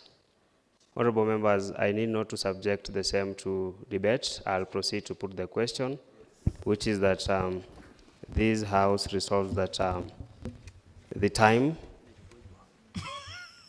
be reduced from 5 minutes to 3 minutes in case of a member, and in case of the chairperson of any committee to 5 minutes. Will as many as of similar opinion say ayes? Aye. And will as many of contrary opinion say nay? Nay. So ayes have it. Honorable Isaiah Maina. Thank you, Honorable Speaker. I would like to also say a few things. First of all, may I say that part of the reason why we may never move from a certain position is because we refuse to follow the procedures. So no matter how much an honorable member will cry and say, we don't want to be here. If we do not follow our own rules, then you can be sure we might be here anytime. I must thank the committee for at least affording us a certain reasonable and giving us an opportunity to have all the CECs to be vetted. It is something that is supposed to be a source of pride for all of us, and I don't see why anyone would lament that there was vetting when we had not done our work. That is the reason why we are here doing our work. And we are on full time, Honorable Speaker. May I add and say that because of the discrepancies, Honorable Speaker, while you are making a ruling, I agree with the ruling you made. But I would like to highlight to the House that indeed Section 5, which you did not allude to, calls, and I should want all of us to be aware that these positions must be and should be advertised. What is the reason? So that we get the best. I am surprised by the appointment committee when they have given a sterling report, stellar performance. I was very happy, I smiled. Apparently, listening to what honorable members were saying yesterday, from statements and so on, that services in Nandi are not necessarily in the best state. So, but however, from this report, I think I'm going to change my mind, probably. I wish I could be convinced that these said CCs have done... Point of inquiry, Mr. Speaker. Honorable Martin Douglas. I would like, with your permission, Mr. Speaker, I would like to inquire, because the honorable member from Lesos is double speaking. At first, it was about the procedure. Now, is double speaking is talking about the performance. Mr. Speaker, which is which? Thank you. A point of order, Honorable Speaker. No, Honorable Sang. Understanding Order 90 about the accuracy of facts. Honorable Sang, just remain seated. Remain seated. As Honorable Martin Douglas, are you done? I was interrupted by the honorable, the point of order. Well, proceed. Yeah, I wanted the honorable member from to be very specific, whether it's about the procedure that we hadn't that we didn't do it before, and that is why we are here today, or is it about the performance of the nominees, Mr. Speaker? Because to the best of my knowledge, I know we are here today to fulfill actually the process that might be was not done at first. Thank you. Honorable Isaiah Minor. I was just prosecuting the motion, and I would like to register, because I know that time has been limited, so there is a likelihood for me being cut short. I would have wished to have longer time. That on the basis of the discrepancies, I am unable to make a considered opinion regarding this motion. So from the outset, I would like to say that I cannot support, and I do not support, because it does not help me. You see, Honorable Speaker, the reason why we have an appointment committee is for them to sit and give us all the details. Honorable Speaker, I have asked for information. I cannot find it. Like, for instance, Section 8 of this act that guides the approval stipulates very clearly and says the mode of nomination I just wanted to see it, and as an extra, I can't see it. I do not know where these people were gotten from. I don't know. And seems all of us seem to know. I will leave it to you, but I say no. And that is on my own behalf and the great people of Lesotho. And I would like to say this, Honorable Speaker. This is not necessarily an impeachment motion for anyone, but it afforded us the time, the opportunity to also evaluate, considering that these people have been on the job for 1 year already. So it gave us a good moment to just take a look, find out, are there medicines in the hospitals? How are the roads? How are the ECDs? It gave us an opportunity. We could act in any way. We could decide that somebody is probably sleeping on the job. I should want also to say, Honorable Speaker, that the same law allows the appointing authority to dispose of them anytime. So this was an opportunity for the House.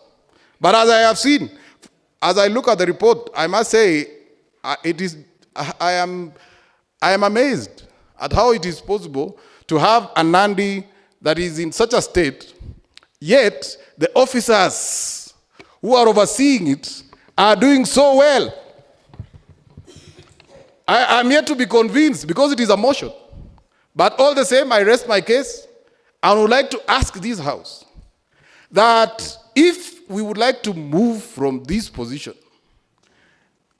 it is important that we at least observe our own rules. At least we observe the law. Now, if we might be on a hurry here, as I can see somewhere along the way, we might put the question and everybody will say, all right, that's not a problem. But the issue is, are we following the laid down procedure? Are we? Why were these procedures put in place? So that we can check these people. I have looked at some. I must agree that looking at the nominee for agriculture, there is a way in which it satisfies the requirements in the Act, the distinguished career and everything else. I can see that. The rest of them, I was telling an honorable, my friend next to me, the leader of majority, that I'm surprised, minority, sorry, that is just 1 page. This is a serious office which attracts a good salary, emoluments. The people of Nandi rely on them. Thank you, Honorable Speaker. I oppose this motion and in the entirety. Point of information, Honorable Speaker. Pardon? Point of information. Whom do you want to inform, Honorable Majority Leader? Honorable Minor, Honorable Speaker. Go ahead. Thank you, Honorable Speaker. Thank you for that, getting me this opportunity. Honorable Speaker, you say that some of the CCs have only 1 page, Honorable Speaker. But when you check the qualification of the CC, Honorable Speaker, basing on mine, all the issues, Honorable Speaker, the only qualification required to be a CC is a degree, Honorable Speaker. And all the CCs, the way I've read the report, Honorable Speaker, have the degrees, Honorable Speaker. So that we cannot say a CC must have a PhD or something, Honorable Speaker. The minimum or the pair qualification is a degree. And all the CCs have a Honorable Speaker. So I like to inform. In as much as I Honorable can I have a point of reply, please, Honorable Speaker, considering that he mentioned me. He was still on his foot. Okay, sorry about that. Well, you may proceed then.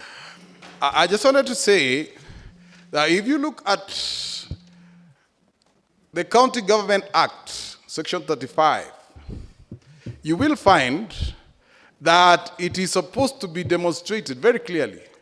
Knowledge, experience of not less than 5 years. I didn't see these in this report, those things being Inquiry, Honorable Speaker. Honorable Sang. Honorable Speaker, I thought about the motion that was moved by the Chief Whip, that the limitation of the debate to be 3 minutes. I want to ask Honorable Speaker, if Honorable Minor is special. Honorable Sang, that is under my discretion. Let Honorable Minor. Let us also sit to Honorable Speaker Honorable so that we Sang, can make I all have made a ruling, equal. Honorable Sang. I have made a ruling. Have a sit down. Honorable Maina, kindly wind up, please. Yes, sorry, Honorable Speaker, I don't intend to take too much time. I would like to, I was just saying that the provisions are very categorical and that this particular career should be in the relevant field. And it should not just be any other career, but a distinguished one.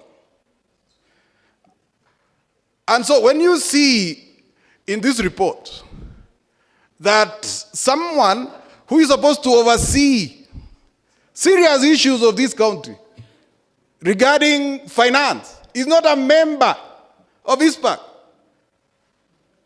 he's not a CPA. Seriously, I didn't see that unless I'm wrong. Wind up. So this is the issue I have. And I'm saying to the Honorable House, agree with me, if you can, that we oppose this motion until such a time that we are able to look, first of all, to do two things.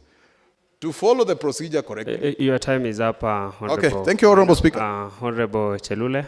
Yes.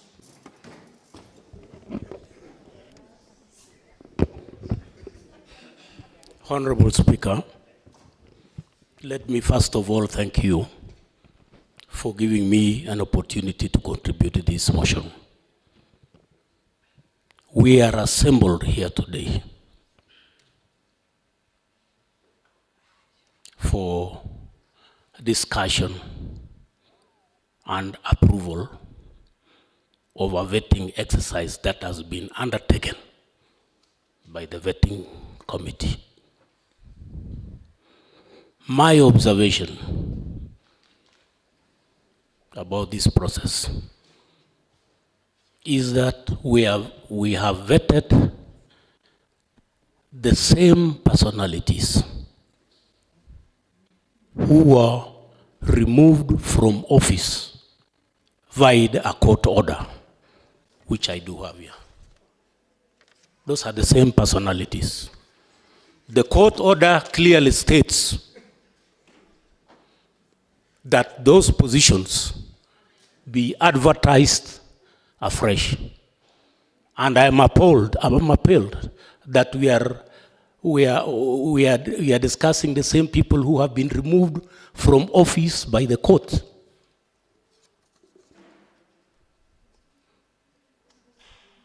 So I don't know where we are heading. I expected that we should be vetting personalities who have been recruited afresh in accordance with the laws of this land. That's right. That's all, Mr. Speaker.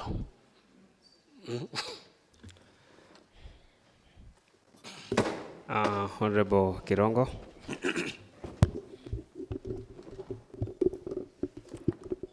Thank you, Mr. Speaker, for the opportunity. Mr. Speaker, I stand to support the report.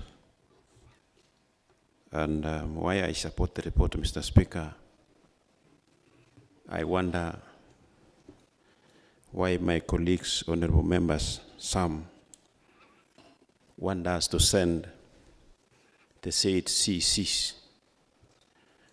I've served in this county assembly for more than 10 years, and it's the said team of cabinet that approved the Ward Equalization Fund recently. So, Mr. Speaker,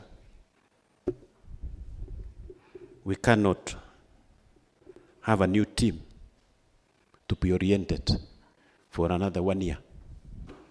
We better serve with the same team that have actually accepted. You know, Mr. Speaker, some other counties are really struggling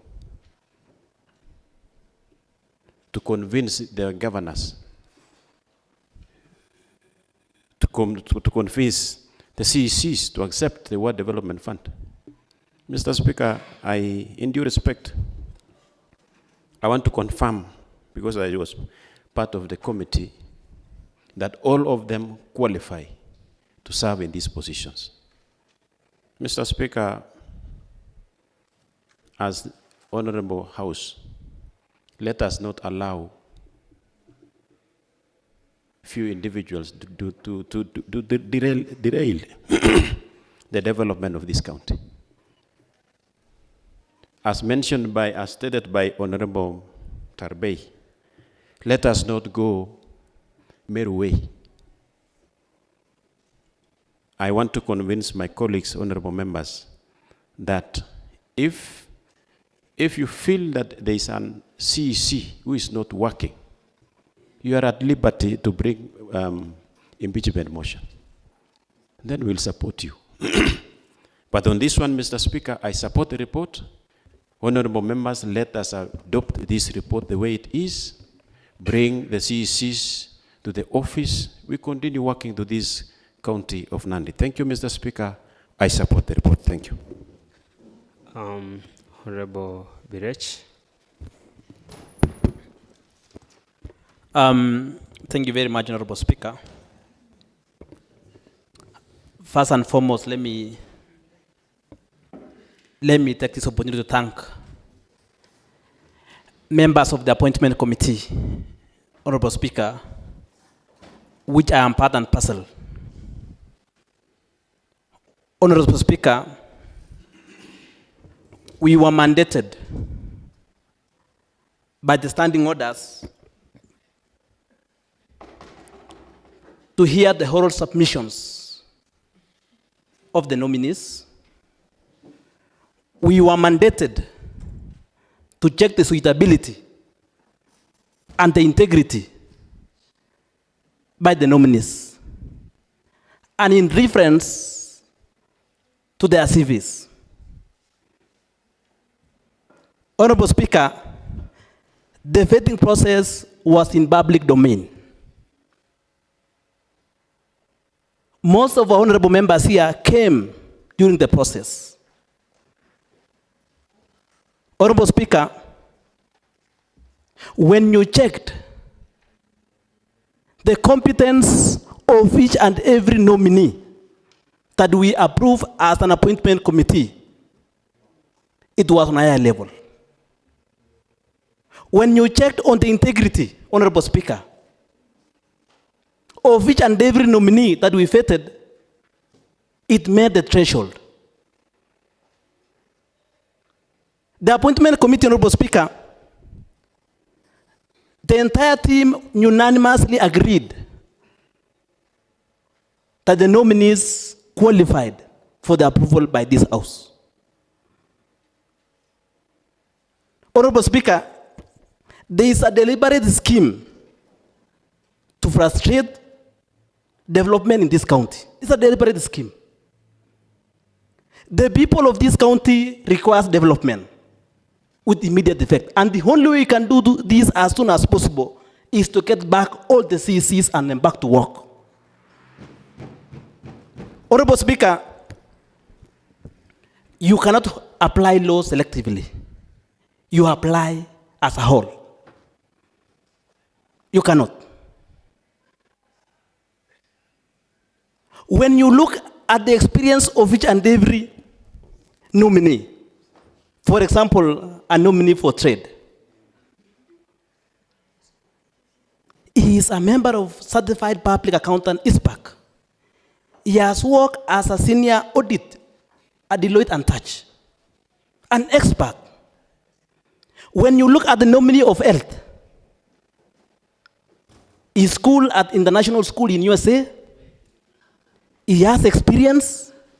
You have 2 minutes, Honorable Honorable Speaker. So I want to urge all the honorable members of this House, let's approve the whole list as it is and let's allow these people to embark to the work. Thank you very much, Honorable Speaker. Honorable Correa. Thank you, Mr. Speaker, for granting me this opportunity. And Mr. Speaker, I rise to support the motion and the report. And in so doing, may I first congratulate the appointment committee headed by our able leader of majority. I have actually felt for him when he has been taking us through a whole dossier of document. And indeed, that one tells you about the suitability or the experiences that are actually based in this report. I want to say thank you. Mr. Speaker, if you check on these men and women nominees that we are talking about, these are people of integrity.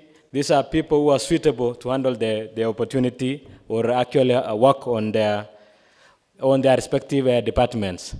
We have actually gone through and extensively what we have understood from the report is that we've done a good report. They are very suitable, and indeed, we as a county, and just allow me to take the house back. This morning, we were just approving the ADP for the financial year 24-25. And the same is actually leading us into the process of implementation of World Development Fund. Just to agree with the Honorable Kirongo, the same CECs, the nominees, all of them participated in the process whereby we were trying to generate the World Development Fund. And indeed, out of their goodwill, we've had it, and we now have that act. For us to move forward as a county, we must ensure that we are having the right people to at least implement and help us. I know we are now moving to the stage of implementation. They are just 1 year in office. And moving forward in this term, if we can allow them to work, we are going to achieve and be able to improve and move forward as wards. So I therefore want to say that all of them are suitable. Let's allow them to operate.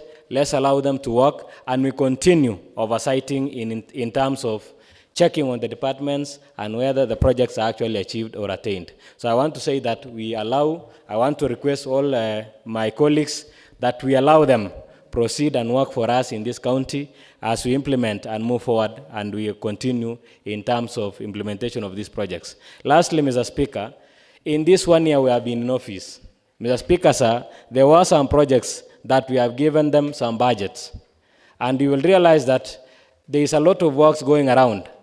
I cannot say that we are there to push them away. You can see KCRH. It's actually in the process is actually ongoing. There is a lot going on. The works are actually moving on. If you check the governor's office, everything is actually moving on in the major flagship projects. So let's allow them time to serve us in these offices as we continue supporting them. So I want to rally upon all the members that let's approve this motion and approve the entire nominees so that we can be able to move forward as a county in terms of offering services to our people. I support. Thank you. Honorable Kevolwe, Honorable Member from Kiptuya. Thank you, Mr. Speaker, sir. I want first to congratulate Honorable Teno and the committee for the good work they have done putting the nominees. Mr. Speaker, if I may quote, I may say that there is a saying that goes, better work with the devil that you know than an angel that you doesn't know. Mr. Speaker, I know some members might feel guilty that maybe we had a court order and the Assembly is trying to contravene the law. Mr. Speaker, the contagious issue here was to do the vetting, of which the County Assembly has already done, the committee has already done the vetting. So, Mr. Speaker, you know, if we now go back and maybe start bringing new people here, or the new nominees who may come, Mr. Speaker, we will be dragging ourselves back on development. Mr. Speaker, if I may look maybe a nominee for education, there is in each and every ward, they have built at least an ECD school that the students, the pupils are there learning. Mr. Speaker, if I may look at maybe agriculture, there was that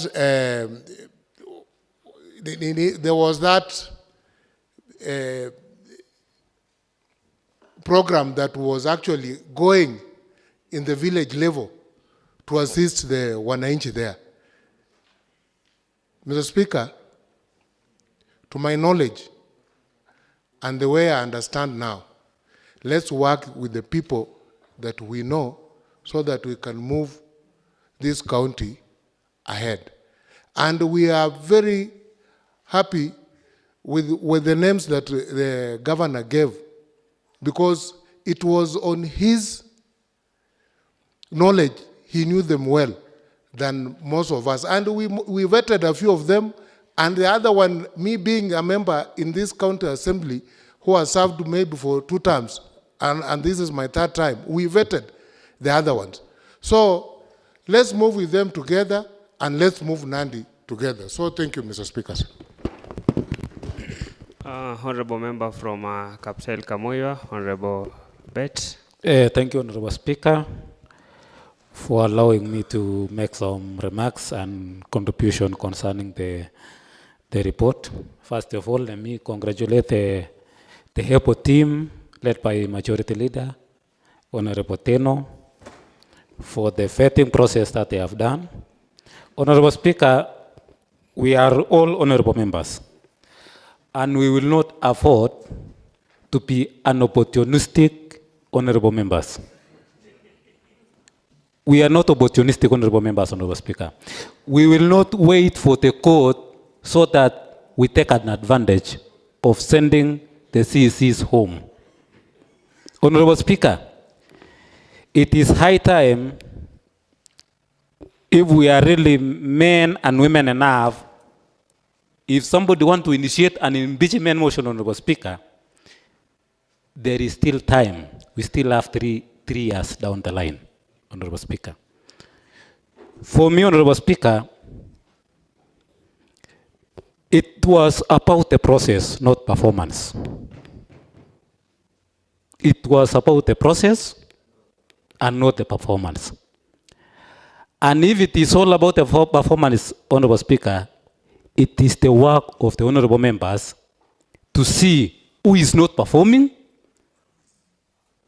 And if we found anyone who is not performing, Honorable Speaker, we always have our motto that we will swallow. And the day of swallowing has not yet come, Honorable Speaker. It is still on course. Regardless that each and every CC should perform and deliver to the residents of Nandi, Honorable Speaker. Honorable Speaker, we don't want to go Meru way. We don't. Meru County is almost now going into mess, Honorable Speaker. It's almost being dissolved. And we will not allow Nandi County to go into Meru way, Honorable Speaker. And I think, Honorable Speaker, if there is any opportunity for honorable member that, and God forsake, maybe Nandi County to be dissolved, like the Meru County, Honorable Speaker, I think some percentage of honorable members will have an opportunity to come back, Honorable Speaker. So let us not take an advantage of saying so and so has not yet performed. We have only 1 year.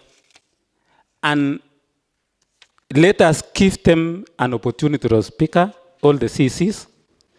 But we have the opportunity to send them back home when the times come, Honorable Speaker. We will rate them, we will analyze their performance, and definitely, those who will sleep on their jobs, Honorable Speaker, we will send them back home through impeachment, Honorable Speaker. But taking an opportunity, taking advantage of the court rulings because of the process and illegality, that is not our work as honorable members. Let us give them opportunity to serve the great people of the county of Nandi, Honorable Speaker. Thank you, Honorable Speaker. I stand to support the report. Thank you, Honorable Bet. And honorable members, as we make contributions, want to throw a caution that let us not make reference discourteously to any friendly county assembly. Honorable Ezra Rotich. Thank you so much, Mr. Speaker, for that guidance and for also giving me this chance, Mr. Speaker, to make my contribution and maybe later give my view on these reports on appointment, Mr. Speaker. First, Mr. Speaker, let me thank the appointment committee for fulfilling the case that was given on the process It was not about any other thing, Mr. Speaker, but on the process that was done before. But as we speak currently, Mr. Speaker, we are now here after the vetting process, Mr. Speaker. I will not make so much reference, Mr. Speaker, to some sections of the Constitution, Mr. Speaker, because already the leader of majority, the mover of the motion, has cited almost everything, and this report captured all those reports very well, Mr. Speaker.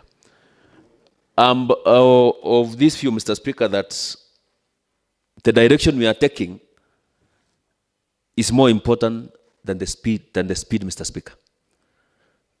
The direction that this county, Mr. Speaker, is taking is more important than the speed, maybe, Mr. Speaker.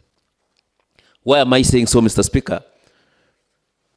Is because if you go around in this county government, in this Nandi County, Mr. Speaker, it's evident enough that there is something going on, Mr. Speaker. I'll cite examples, Mr. Speaker, in some sections of departments, Mr. Speaker. Department of Agriculture, Mr. Speaker, if you go to Kabiyet, it's evident enough that there is something going on in that dairy factory there, Mr. Speaker. We have other factories in the Department of Agriculture that they are at the final stages before they are being opened, Mr. Speaker. If you come to the Department of Health, Mr. Speaker, if you go to Kabiyet, if you go to Mosorio at Kareli, Mr. Speaker, you'll be surprised to see the kind of facilities that have been constructed in the last 2 years, Mr. Speaker. The only thing that is remaining, Mr. Speaker, is for the final stages, opening and maybe operationalization of the said facilities, Mr. Speaker. And the team that was responsible in bringing up all those policies and implementation of those projects, Mr. Speaker, is the team that we vetted, that was vetted by the appointment committee, Mr. Speaker. If you come to Kapsabet County Referral Hospital here, Mr. Speaker, as said earlier by Honorable Mospe, Mr. Speaker, there is a state-of-art hospital that is almost being completed here, Mr. Speaker. Despite the fact that, you know, I am a believer of the fact that, Mr. Speaker, I thought it was 5 minutes for the chairman, Mr. Speaker. You have 2 minutes. Kindly proceed. Thank you so much, Mr. Speaker. I'll make it short. What I was saying, Mr. Speaker, is that Rome was not built in a single day, Mr. Speaker. I urge this House to give this team an opportunity. And if need be, Mr. Speaker, as said by other honorable members, Mr. Speaker, we still have other tools within our standing orders and our constitution. We give them chance. If at any given point someone slips on his or her job, we are here, Mr. Speaker. I know they are watching, Mr. Speaker. We will be here watching their steps, Mr. Speaker. Therefore, Mr. Speaker, let's give them chance for them to deliver to the people of, the great people of Nandi, Mr. Speaker. Therefore, Mr. Speaker, I urge this House to support this motion in totality. And on behalf of the people of Kurgung Surungai Ward, Mr. Speaker, I support this motion in totality, this report in totality, Mr. Speaker. Thank you so much. Honorable Martin Douglas. Thank you, Mr. Speaker. Mr. Speaker, without a doubt, Mr. Speaker, as a member of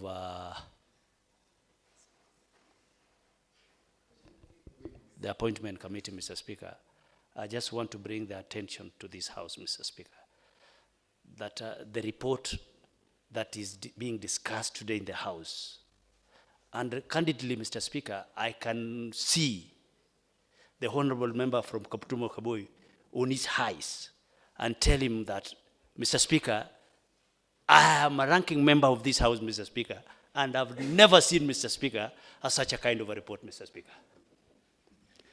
Mr. Speaker, I'm not drumming up the support. Honorable Mosbe. Is it in order, Mr. Speaker, for the ranking member to begin intimidating me by addressing me instead of you, Mr. Speaker? Honorable Martin Douglas, you out of order. Address the chair, please. I withdraw, Mr. Speaker. Thank you, Mr. Speaker. Mr. Speaker, I was just saying it, Mr. Speaker, because I was looking at him. He was also paying attention on me, Mr. Speaker, and I wanted the message to get in, Mr. Speaker.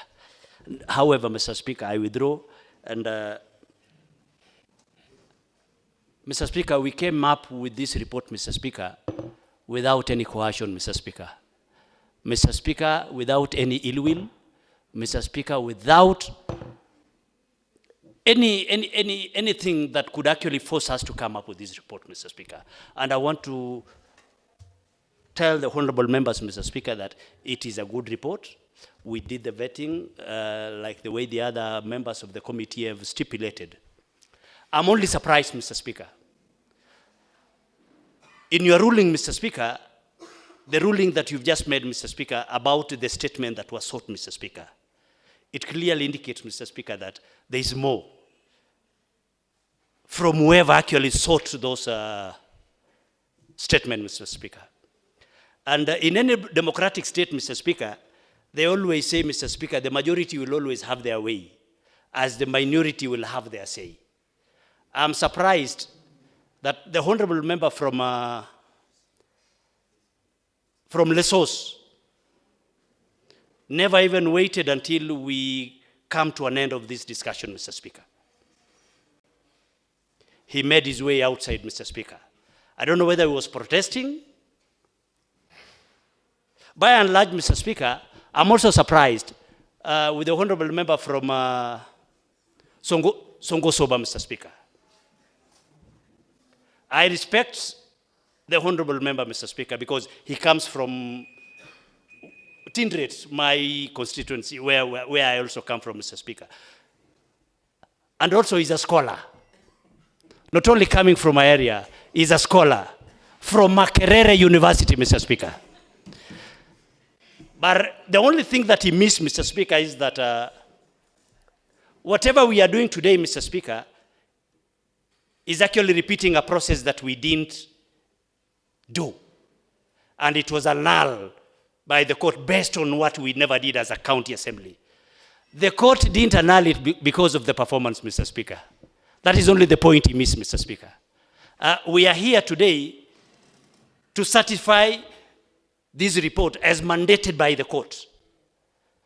And in case tomorrow, Mr. Speaker, if the honorable member have the other opinion of actually the nominees not having done well during their first year, Mr. Speaker, then he's at liberty, Mr. Speaker, to come up with a motion, Mr. Speaker. And we'll also look at it, Mr. Speaker. If there will be any malice as well, Mr. Speaker, this is the same house, Mr. Speaker. We will deal with it sacafoniously, Mr. Speaker. Mr. Speaker, as I sit, yes, I want to ask the honorable member, Mr. Speaker, that let us support this motion, Mr. Speaker. Because in this, Mr. Speaker, Honorable Martin Douglas, your time is up. Honorable Chelule, you seem to... Just to respond to what Honorable Balala has said. I give you the latitude to respond then, please. Yes. As a member of the Justice and Legal Affairs Committee in this House, I will not allow illegalities to be perpetrated on the people of Nandi by whatever authority. This is all I can say. So I was really talking in the interest of the people of Nandi, because the court found that an illegality had been committed, and that is why they stopped the CECs in this county. That's all I can say. Honorable Chelule, just before you have a seat, you've alluded to the fact that you will not allow the House to perpetuate the illegality. What are these illegalities that you're making reference to? The CECs who were stopped have been illegally in office for 1 year, drawing a salary from the people, from the country, from the exchequer, whatever it is. So they were illegal. They were there illegally. Point of information, Mr. And that is Speaker, why sir. the court stopped them. Honorable Keter, are you on a point of information or a point of order? Point of information. Honorable Chelule, do you want to be informed by the honorable member from Kapngetun Chemundo? No. Honorable Keter, you may remain seated. As I finalize, Mr. Speaker. Time. Honorable Martin Douglas, you had... I was on my feet You before. had penned down your submissions. Honorable Chelule, still on you. You were supposed to substantiate the illegalities that this honorable house is perpetuating. If you can't substantiate, please, I advise you to retract. The 8 nominees who were stopped by the court was because they were illegally in office. That is all I can say. Honorable Chelule, as far as I'm concerned, I know that the said nominees, or rather their initial appointment was quashed on the basis of the procedure as to how they served in those particular offices. Honorable Mosbey. Thank you, Mr. Speaker. Mr. Speaker, I'm going to confine myself to the report that the committee has brought to us. I just want to commend them for the splendid work they've done. They've done a very thorough report. They've given us as a house a direction that they are now trying to convince us. And personally, I'm convinced by this report. I support this report because we cannot choose the CECs for the governor. He gives us his CECs, then we vet them. In the process of vetting, none has been found to have any fault. Personally, I want to say that ever since I got elected the last 1 year, I can cite quite a number of things that these CECs have done in my ward, the works that have been done in my ward, ranging from the health, ranging from the roads, ranging from the administration department that has installed for my people quite a number of lightning arresters. There has been a landslide around a place called Cheptuya, and the department has done quite a lot in ensuring that our people are not carried away by the landslide. I will go on. We have the water department, the lands and water department. We have in Kaptumo a water company which was unable to settle its bills. We had a dysfunctional water system, piping system, and the water department has done quite a lot. ECDs, 3 ECDs in a record 1 year were redone for the works that had not been done well previously. As we speak now, I'm going to have a new VTC center. I'm going to have a new, before the end of this year, works are going to begin in a new ECD. Not to mention what the minority leader had earlier on mentioned, the Ward Development Fund that we are waiting with a bated breath. The committees have been put in place. We have even the committee on climate change. We have so much that is waiting to happen. So for us to merely shoot down these CECs because of a court process, and I think the court also pronounced itself quite well. It gave directions on what to do. It didn't give any orders that because these CECs have had salaries for the last whatever time, they should be asked to refund. or rather to give back those salaries. So for us, we are focused really on what the committee has done. I'm very convinced, on behalf of the people of Kaptumo Kaboi, that these nominees should be given a chance to continue in their office. I support this report in totality. Thank you, Mr. Speaker. Honorable Matthew Sang. Thank you, Mr. Speaker. Mr. Speaker, I've been keen to listen to colleagues on their contributions. As much as I have my own reserved submission on the same report, Mr. Speaker, I would want to congratulate the team, the appointment committee, on the work that they have done, Mr. Speaker. Mr. Speaker, nothing much has been done to be felt by residents of Nandi. Nothing much. For the CECs to be in office for now less than 1 year, you would not expect much to have been done. And if we would want to really judge someone for having done much in a said department, they were awarded a contract of 5 years. They have not even done a third of the same. Mr. Speaker, I feel it is unfair for us, or for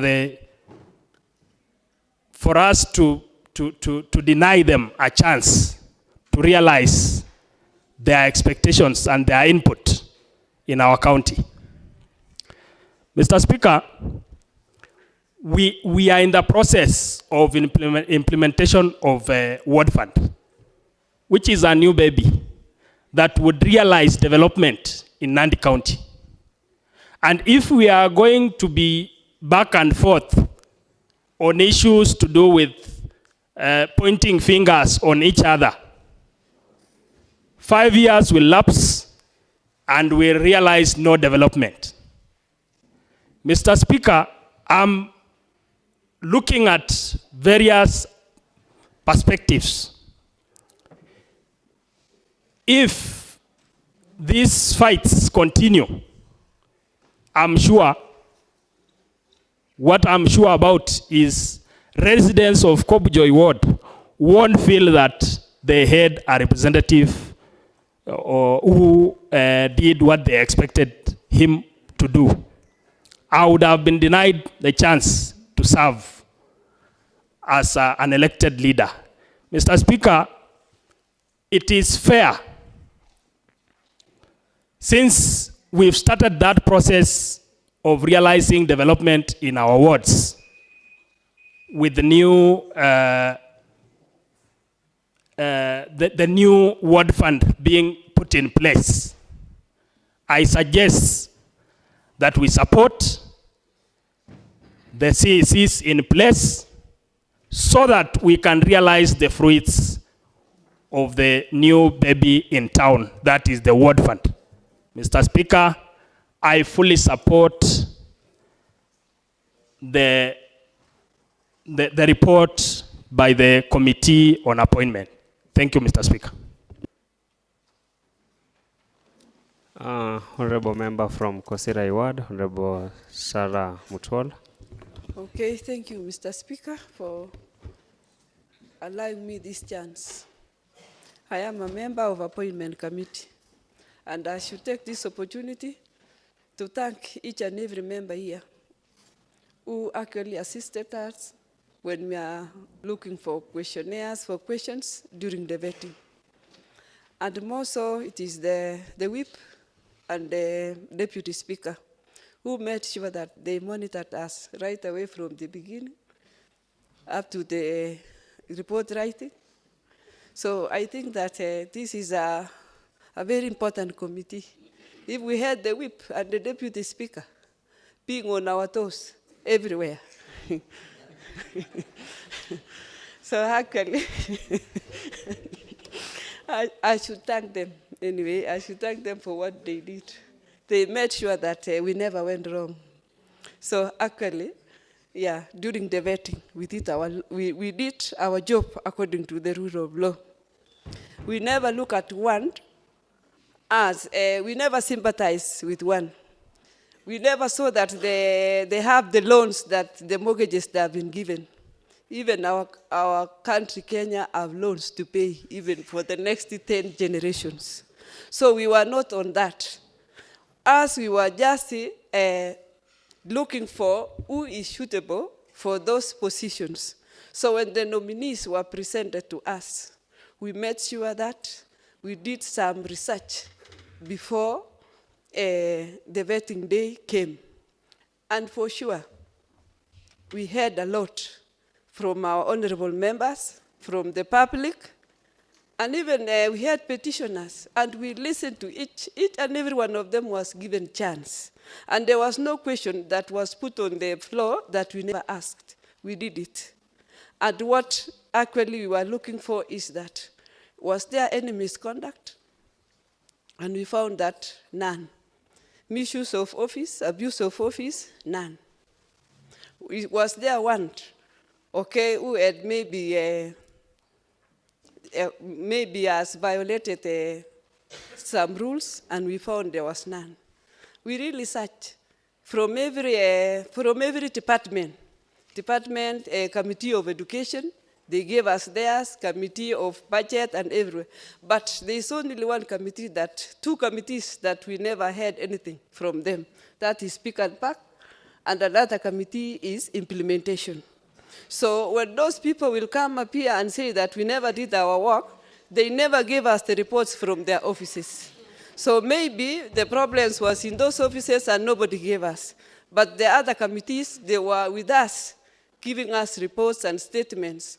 Maybe some had been summoned or not, but the committees who never did their work and they never gave us anything, I'm sorry. So they should not even contribute in this house because they never assisted us in the vetting process. So actually, we did our work, but it was not on performance contract. It was on suitability. Even the score sheet that we had nothing to do with performance. All was suitability. Do they have the correct documents? Okay, dress code, language, problem solving, interest, and all that. And there was no marks, even 0.something for performance. So we could not rate them according to their performance. We were rating them on the suitability. Were they suitable for their position? And by the way, we are just here because of violation of the rules. Who violated? Is it the nominees whom we were given to vet? All of us know who violated the rule of law. And everybody is afraid to mention. So it is the governor who violated the rule of law. If it is impeaching, impeach the governor and not the nominees. Those are just the innocent people that were presented. So actually, with me, people might say, my colleagues, you might say that honorable member from Kosirai is changing the tune. I'm not changing the tune. The tune remains what it was from the word go when we were doing our vetting. Yeah, I was really looking for the suitability, but not performance. And the nominee, none of them violated the rule of law. And we gave them chance like that. So I beg this house, if you think you have another alternative, may I give you another alternative? If you want to, if you want to say that the nominees are wind not up, suitable. Honorable Member, as you wind up, you've made a submission that the other members, they don't have a right to contribute. Will you still wish to maintain that those committees that you did not get reports from them, that they don't have a right to contribute when they're in this house for the purposes of representation, legislation, and also oversight. Okay, thank you, Mr. Speaker. When we come to the Department of Implementation, so when somebody talks of performance, the backstop is on the implementation desk. So, and if there was nothing wrong that was forwarded from the implementation desk, so why now come and accuse the nominees? And for Pick and Pack, we needed audit reports. If one was summoned on audit report, we never got any from Pick and Pack. So actually, we never got anything wrong for the nominees. So otherwise, maybe you want to impeach them or to send them home on public interest or on medical ground. Otherwise, they have not violated any rule of law. Thank you, Mr. Speaker. Honorable, let me give this opportunity to Honorable Hassan Kagone because I know that his committee has been adversely mentioned. Thank you very much. Kagone. Thank you very much, Mr. Speaker, for giving me an opportunity to contribute to this very important motion that we're going about the vetting of the nominees of the County Assembly. I'm the chair for Pick and Pack, Honorable Speaker. I don't know why I'm being mentioned on vetting process. The vetting process was conducted by the ABO committee, the vetting committee. We have several committees in this house which members belong to, and the powers and privileges of those committees are enshrined in our standing orders. And we trust the committees to do their job. So in this house, Mr. Speaker, and myself as a member of Kabwareng Ward, we trusted the vetting committee to do their job. And again, their job was to vet on the suitabilities of nominees who were presented by His Excellency the Governor to be the CEC members. Honorable Speaker, His Excellency the Governor deserves the right to choose the people he wants to work with to accomplish his manifesto. And he has chosen the people he wants to work with so that he can accomplish his manifesto. As an assembly or the plenary, we are to discuss the report which we mandated, or this House is mandated, to the Appointments Committee. The 6 members of the Appointment Committee were supposed to vet, give us a report. We have read through the report. We have seen that you did a great job, and you found them, all of them, to be very suitable for their job that His Excellency the Governor has given them to do. Mr. Speaker, in Kabwareng Ward, in the 1 year that I've been the elected member of that ward, on matters education, I've had an ECD that was built, and students are in there right now studying. On matters VTC, God willing, we say inshallah, I will have another VTC opened in Kabwareng Ward where students will go there to learn a skill. This is what we want. We just want development to be done at the ward level because we are representative of the wards. So when we are here, we're just speaking on the developments of the wards. Mr. Speaker, on Matters Road, that is where my heart is aching. Currently, we have El Nino rains, or heavy rains, or a lot of rains, whichever word we can use, and the roads in Kabwareng Ward are in a bad state. The nominee for roads, CEC member for roads, as he continue in the office that he's been in, he should continue to ensure that the roads in Kabwareng Ward are done. That's all we're asking for him. We're not asking for anything. We're not asking for favors. We want him to accomplish, to help His Excellency the Governor accomplish his mission, so that when His Excellency the Governor leaves after 2 terms, at least his legacy on Matters Road can be seen. Because in Kabwareng Ward right now, members even planted yesterday bananas on the road. And for me, we just ask for roads to be done once the rains have subsided. So I stand, Mr. Speaker, to support the report of the vetting committee. I have full trust of the the chair of the permanent committee and the members who are elected there. Mr. Speaker, my minority leader is a member of that committee. So my issues were raised. I didn't know Honorable Mutual from Kosrai wanted me to pass through him to pass my issues. I have my minority leader of the House, and I spoke to him very well. I raised my issues there, and he told me he had raised them. Yeah, I didn't know, being the member of Kosrai, that you wanted me to pass through. But next time, if there's appointments, I will use you so you can present my issues. Thank you very much, Mr. Speaker. Honorable Lisa, thereafter Honorable Member from Kabisaga. Thank you, Mr. Speaker, for the opportunity to support the motion. And before that, Mr. Speaker, allow me to congratulate the appointment committee for the job well done. We can see the report is well articulated, very good report from individual appointee or nominee. Mr. Speaker, I'm a female, and allow me to give my recommendation on the female because I stand for women and the future might be female, Mr. Speaker. So for the nominee for education, Ms. Scholastica, and nominee for health, unless you're new in this county, Mr. Speaker, you'll know that these are the women that warrant the comeback of Mr. Governor from the previous election. They did a meticulous job very nicely. They worked so hard. And if given a chance, Mr. Speaker, they'll do more and more. For the last 11 months, the ladies, the nominees, have transferred the entire county to ensure that something is being done in every ward, every village, and every constituency.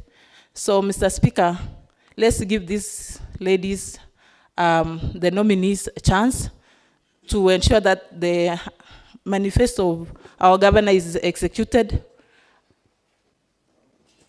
and let the governor have a legacy for his term as a governor 2032.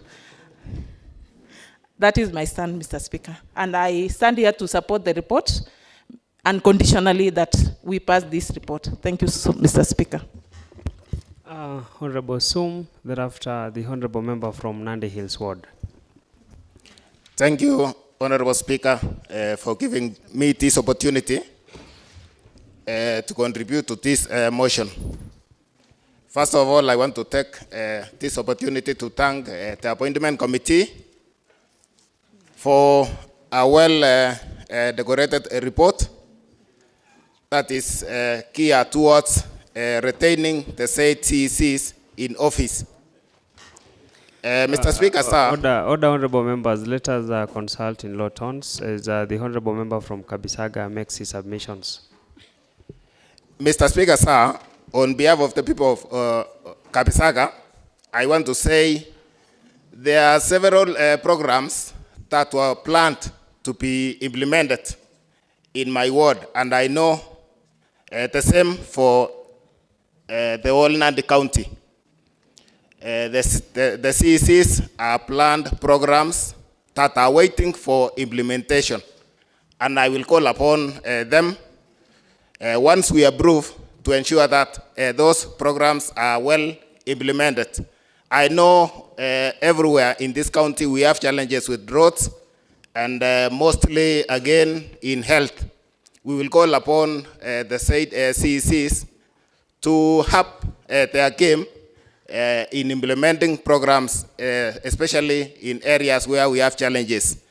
I want to applaud the CEC for education because she was able to do an ECD in my ward within 2 months. It has never been done before, and I say thank you to CEC Scholar. In 2 months, she was able to complete an ECD, which has been stalling and being in progress since 2018, 2019, 2020, 2021. But she was able to do it successfully. Again, I applaud, I say thank you to CEC Bureti, that is in charge of the water department. She was able to do a borehole in my ward within the shortest time possible. Otherwise, Mr. Speaker, sir, I say as announced, we will still be monitoring, we will still be oversighting the work that is being done in these departments. And if we realize there's a problem or somebody is sleeping on the job, we will still do the due process of ensuring that we swallow somebody. Thank you, Mr. Speaker. I support this report. Thank you. Honorable Sum, just before you have a seat, Honorable Sum, you've said before we swallow. What do you insinuate when you say so? That is our street language, Honorable Speaker, of saying that we will take the due process of impeaching somebody who sleeps on the job. Otherwise, I support the report. Let them start work immediately. Thank you. Honorable member from Nandi Hills. Okay, thank you, Honorable Speaker, for giving me this opportunity so that I can give out my views, Honorable Speaker. First, allow me, before I said anything, congratulate the appointment committee headed by our leader of majority and the rest of the members in the said committee for the work that they have done. I want to congratulate you for the good work that for the good report that you've given us concerning the said nominees, Honorable Speaker. Honorable Speaker, as we said earlier that this was the court process, not CEC's performance, Honorable Speaker. Honorable Speaker, actually I want to congratulate the CECs for the good work that they have done in the last 11 months, Honorable Speaker, while they were in their offices, Honorable Speaker. First and foremost, I want to begin with the CECs for Department of Agriculture, Honorable Speaker. And also, before I said anything, Honorable Speaker, in Department of Ministers, I want to congratulate His Excellency the Governor. Actually, when he was campaigning, he promised the electorates that in his second term, he's going to transform this county government of Nandi and things are going to run unlike the first term, Honorable Speaker. That said and done, Honorable Speaker, in Department of Health, there are many things that department has done. We can see for ourselves the mother and baby, the building that is going on. Also in Nandi Hills, we have the trauma center that it is operationalized. In Department of Agriculture, we have from the place of our leader of majority, the Kapiet dairies. We have the Cheponet in Tindred for the coffee farmers. Also in Department of Trade, Honorable Speaker, I'm happy that in my ward, Honorable Speaker, that I represent, we have in Department of Trade, we have Kamunyaro in where they do markets as my electorates, that I give the credit to the said department. In Department of Transport and Infrastructure, Honorable Speaker, there are roads that were tarmac, graded, graveling was done. Actually, we see that if we give the said CC's the chance, Honorable Speaker, we have hopes that they are going to transform in Department of Roads and Infrastructure. Last but not least, Honorable Speaker, is Department of Education that I happen to be the chair in the State Department, Honorable Speaker. There are many things as the department that we've done, and I'm happy that, honorable members, that in the department we are going to do more things that you are going to be happy. Honorable Speaker, I need your guidance, Honorable Speaker. Honorable... what is it, Honorable Kiprop? I need to be given a piece of time. I don't want disturbance when I'm contributing. Who has disturbed you, Honorable Member from Nandi Hills? Honorable Member who is sitting next to me, Honorable Speaker. Thank you, Honorable Speaker. That said and done, Honorable Speaker, I need your protection. Honorable Speaker, transformation in this in the second term of His Excellency the Governor, I want to urge Honorable members Martin Douglas, sir, what are you doing behind the feet of Honorable Kiprop? He is doing something here, Honorable. That it is not understandable. Honorable Martin Douglas, if that is true, kindly refrain.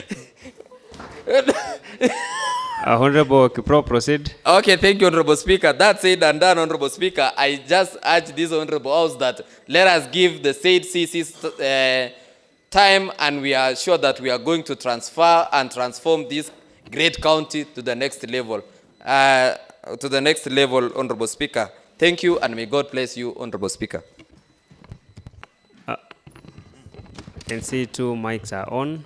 In fact, there are 3, but Honorable Bitok, I know you seated next to the ranking member, but you can make your submissions. Thereafter, Honorable Trufosa Kuto. Yeah, thank you, Mr. Followed Speaker. by Honorable Kogo Silas, member from Sangalo Kebulonik Ward. Thank you, Mr. Speaker. May I take this time and chance to congratulate the appointment committee for the wonderful job that they have done, and our fellow honorable members for the contribution they have made. The CECs, we were in their neck, and I remember the biblical quote, that one day Jesus Christ was taken to be crucified, and somebody called the Pilate, asked, whom do you want to be crucified? And finally, all the people said, Jesus is to be crucified, said that all the people are saved from their sin. And there was a woman who had committed adultery, and she was brought to Jesus, and he asked, who is the first man to throw a stone? And none threw any stone to the woman. So, these issues that have been brought to us today, it is, let us give them time. Let us give them time. We are all passing through correction. And when time comes, let us give time. And if who has missed, is it the honorable members, the MCS? Is it His Excellency the Governor who made this appointment? Or is it the CCs? But finally, we have taken all this time to see that let us give them time. And as I support the motion, we support them. And let them come when they get time, they do their job and try to improve, because they are not politicians. So in future, we will want the CECs to behave as civil servants and do their work that they are given to make this county move ahead. Otherwise, I stand to support the motion, Speaker, sir. Honorable Trufosa.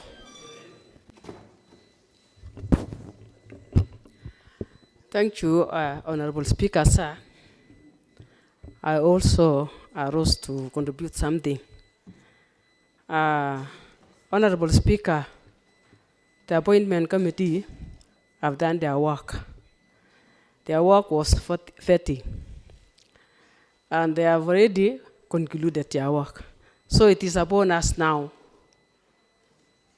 to decide whether the work done by the appointment committee is right.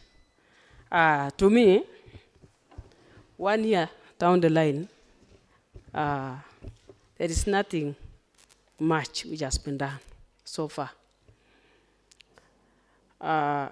If I can say that in my ward, Kimela Maraba, for example, in roads department, nothing has been done. If it was a matter of performance or ranking, then I could say the CC of roads, he has done nothing. But we still have time. We still have 4 years. There is still room for improvement. Let's still give time the CCs to pull up their socks, especially those who have not performed. I can say education side, the CC for education. That lady has really done something which is being seen. There is an ECD in my ward called the PMJA. It is far end, the upper hill, where it was told since 2021, 2022. But when she was appointed as CC of education, that lady has done work. And that ECD has been completed, which is wonderful to me. Next is the CC of water, of lands, I mean. I'm sorry. water in my place. There is a place called Kemeloi. We have water, very clean water, through this CC. I cannot say he has not done anything, but I've seen water in my place. So if time is being given to them, then they will still do wonders. So I urge this house, let's still give time. It was not our time to send people home. We had not impeached them because of the work which has not been done. But it was a matter of only vetting. So to me, I support all the CCs. Let them come back and do their work to please the people of Nandi. And also, our work will be seen in our wards. Let the implementation be done. Because if we keep on talking in this house and nothing is being done, then we are nothing. So I support, let them come back, they proceed with their work, and our people will be happy. So thank you so much.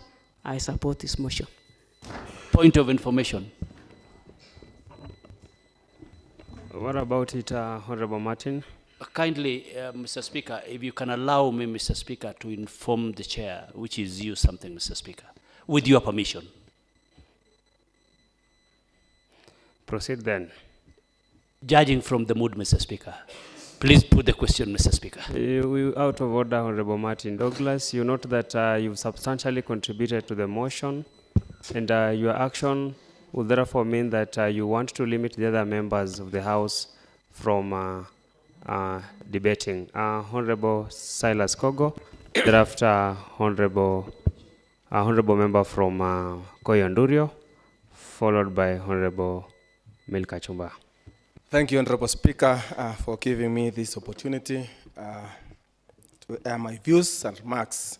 First, I want to take this opportunity to congratulate the appointment committee led by our leader of majority. Honorable Speaker, when God gave us a second chance, and in this case, I want to say, let us give the CECs second chance. Honorable Speaker, I want to say that it's barely 1 year, and most of the things have not been done. Honorable Speaker, we are expecting now that if given a chance to these CECs, they are going to pull up their socks. Honorable Speaker, on behalf of the residents and the electorates of Sangalo Keblonik, whom I represent, I want to say that the CECs in charge of various departments, especially the CEC, Charge of Health, I want to see that if given the chance, the CEC, Ms. Ruth Koech, should see into it that Kamwega dispensary should be operationalized, and to see that the facility which is now being occupied by police officers, she should see what to do, and the facility be be given the chance of the people of Kamwega should be given the facility to start working as soon as possible. Honorable Speaker, I want to say that if any CEC will not work, then we have the due process of doing our things as Honorable House. So I want to urge this House that let us give chance to these CECs, let us adopt this report and do our oversight and see into it that the work being done by the CECs is, or we ask them to improve. Nonetheless, Mr. Speaker, I want to say that all of them are human beings. All of us, we are human beings. Let us give an opportunity to the said CEC. Thank you, Honorable Speaker. Point of order, Mr. Speaker. Honorable Tadbay. Mr. Speaker, I rise pursuant to standing order number 31 on the hours of meeting. Mr. Speaker, I understand we are supposed to debate until 6:30, Mr. Speaker, but from the look of things, our mics are still on, Mr. Speaker, so I was requesting we could extend time, bearing in mind we still have more business to deliberate on, Mr. Speaker, in the order paper. And I request that we extend the time by another 30 minutes, that's from 6:30, so that we can expose on the business, Mr. Speaker. So I request the Honorable Leader of Minority to second, Mr. Speaker.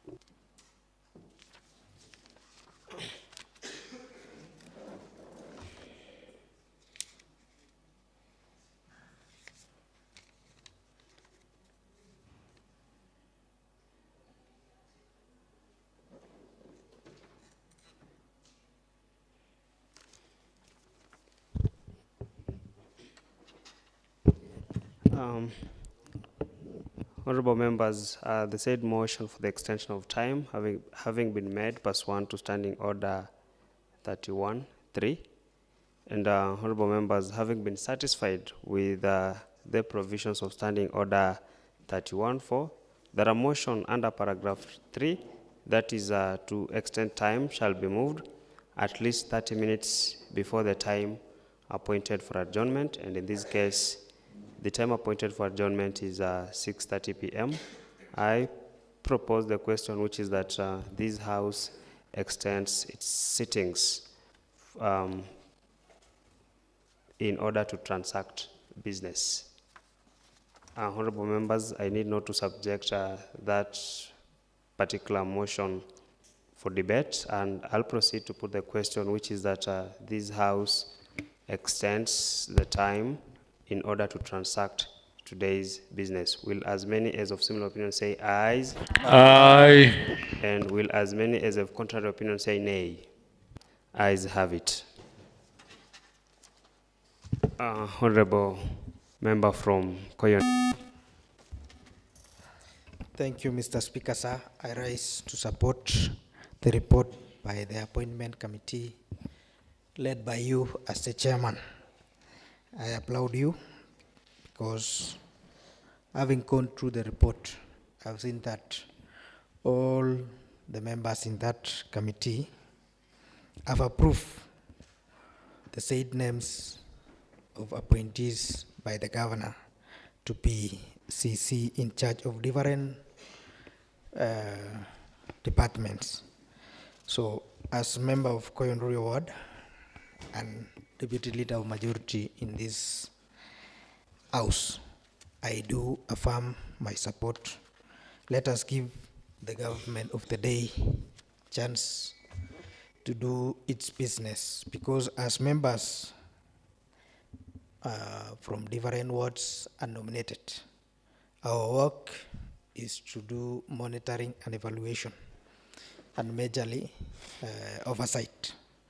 And the executive, their work is to execute the programs which you have passed in this said House through budget and various issues. So I do support that. Let us give them chance and let us support, because if we don't have a good mutual relationship between the executive and the assembly, Nandi County will not move ahead in terms of development.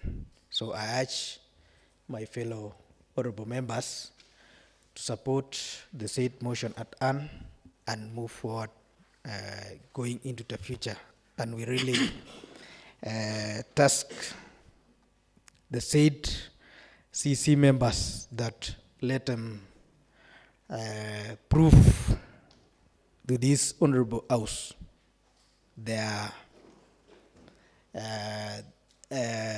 abilities, so that most of our residents should not be condemning us as honorable members, because in the ground, most of the people know that MCA is everything, but they don't know that we have distinguish different roles between the executive and the county assembly. So I urge this honorable house that let us pass the motion at hand and give way to the said members to do their duties. Thank you, Mr. Speaker, and congratulations. Honorable Milka, I note that you had already contributed to the present motion, and therefore I'll give this opportunity to Honorable Member from Kilibwoni Ward, Honorable Chamalan, thereafter Honorable Member from Terik. Thank you so much, Honorable Speaker, for giving me opportunity to contribute in this very important motion. First, I would like to congratulate the appointment committee for work well done. And the second, I would like to support this particular motion. Reason, in my ward, Honorable Speaker, there is several programs which are going on, and I'm supporting because I don't want to be interfered. So, Honorable Speaker, on behalf of great people of Kilibwoni, I support this motion in totality. Thank you so much. Honorable Member from Terik Ward. Thank you, Mr. Speaker, sir, for giving me this chance to contribute. First and foremost, I would like to thank the committee members of appointment for the good work done. I happen to have been a friend to the committee during the interrogation of the nominees, and I saw that most of the nominees qualified for the position that they have. The main thing that I stand to support the nominees is that Governor is exiting his office at the moment after 5 years. And this is the team that he trusts. This is the team that he believes. And they are part and parcel that they have seen that they changed their way of work. And they have given us Equitable Development Fund, whereby during the main budget, each and every member has more than 38 million through the courtesy of the CEC members that they have been working with the governor. I stand to support because my neighboring counties have ward development fund, and they have tremendously changed their wards because of the performance. So by the will of the CECs and the governor's team, I stand to give them chance without doubt. For the issue of roads, whereby most of the members are seeing some menace in our wards or the respective places, you find that our electorate during the budgeting that we have passed at the early morning hours, I was going through the ADP, you find that around 50% of the budget has now been budgeted to this Department of Roads, whereby it will assist us to change and to ease the mobility in our respective wards, whereby this leads to transformation and development in our wards. I'm happy also with the Department of Education. I'm having an ECD in Chemobo that's already complete. I'm happy also with the Department of Health for the good work going on at Kapsengere and Kaprok Dispensary and many others that we have budgeted also. Mr. Speaker, sir, I stand to support the committee on appointment in totality in this motion of today. Thank you, Mr. Speaker, sir.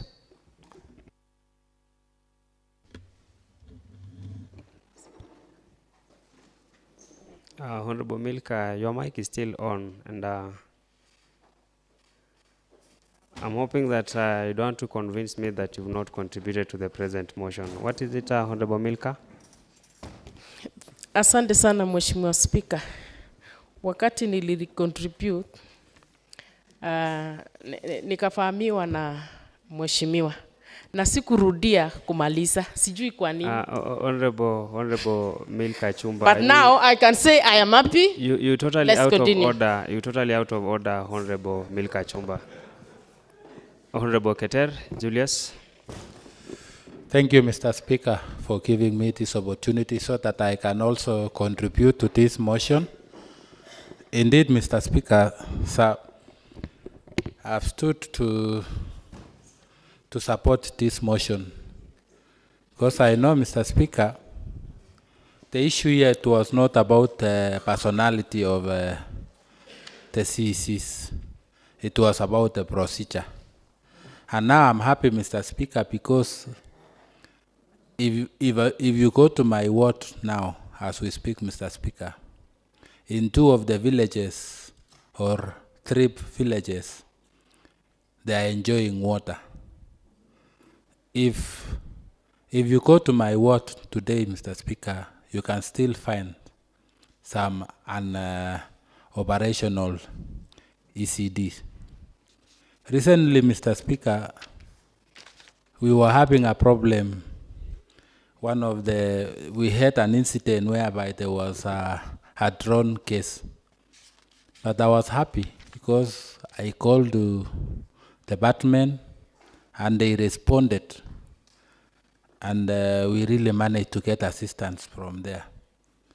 So, Mr. Speaker, I know there will be more chances on performance issue. So for today, I'm happy because we are just fulfilling as per the requirement. For performance, we will reserve that one because I know we will be having each year to check and see about the performance. But for today, it was an issue of fulfilling according to the law and requirement. So for my case, I stand to support this motion.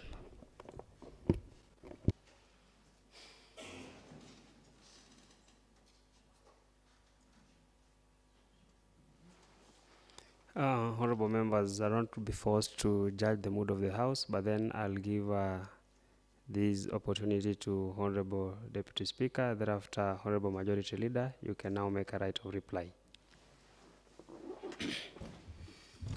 Okay, thank you, Honorable Speaker, for giving me this opportunity. Maybe I don't have much to say, is that only to contribute and thank members for their overwhelming support. Honorable members, I've seen how our members have been debating. That's why I've been keeping quiet, is that everything is in order. So I thought that it was not fair for me to contribute. And we've seen and we have worked with these members of the county executive. I'm a ranking member in this assembly. And I've been telling members that my position is not to send anybody home. Honorable Speaker, it was not in manifesto. And by the way, what we were just formalizing here is the process. So the process that we were supposed to, because that was by the court order, that you need to formalize. Those people that went to the court, they do the service to this county. Because we have lagged behind, nobody have raised any issue, and they talked about the illegality, and everywhere that the member who is also the governor, who is also the sitting governor, the governor was given a chance to serve for the second term. All areas were not fed. So this Nandi also became an exceptional to the others. So, but in any case, and I've seen members, the way you are debating, you are now at the right track. You know what should be done. We know justice. And if at all there is any member, and we urge the members of the county executive, if approved by this assembly, of which I have seen at the light at the end of this session, that they must work for this Nandi. It is an opportunity for them to serve. It is an honor and a privilege you have given to them. It is not by right. But the opportunity that has been given honorable members who are not supposed to work under fear is that the governor will give them an opportunity and they will be sworn in. That's now the time that the work must start continue so that the service delivery can be realized in our wards. Otherwise, members, I say thank you. I congratulate the members of the appointment committee led by the EPO Majority Leader. And I have heard of my friend Honorable Kipruto, who is the Chief Whip.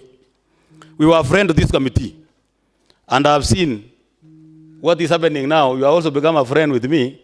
We were not part of the meeting, but I have seen things are working smoothly like that. So let us also... Point of order, Mr. Speaker. Honorable Kipruto. Can see... And what standing order, Honorable Kipruto? Number 90. Is it in order for honorable member, senior ranking member, to mention that we were not friends, and yet, even today, Mr. Speaker, we were taking lunch today? What does it mean exactly? Honorable Sang, will that... Thank you, Honorable Speaker. I never said we were not friends. I say we were the friend of a committee. It was not the friends that... I never said that Kipruto was not a friend to me, but we are the friend of this appointment committee that was being invited, and every member, well, in fact, all members were friends of this committee. So that when we were doing the vetting, we were there, and all of us, we see what happened. So members, I say thank you for this. I also request you that in support of this, let us support and ensure that the service delivery works for the Nandi. Thank you. Honorable Majority Leader, you can now have less than 10 minutes to make a right of reply. Thank you, Honorable Speaker, for again giving me the opportunity to give the right of reply, Honorable Speaker. And Honorable Speaker, I want to sincerely, before I proceed to give a right of reply, to maybe take members through the process of awarding marks so that members can be aware why most of the members scored the good marks, Honorable Speaker. And I think I'll call upon the ICT department to project the way I said earlier, Honorable Speaker, so that members can see the process of how the marks was being awarded. So I think you can proceed to, for the purpose of members, Honorable Speaker. Honorable Majority Leader, did you not annex those assessment forms in the report? Because the file we have here, Honorable Speaker, was a very big file, which has annexures. And we feel that most of the members didn't have some copies, but only the schedule of awarding marks.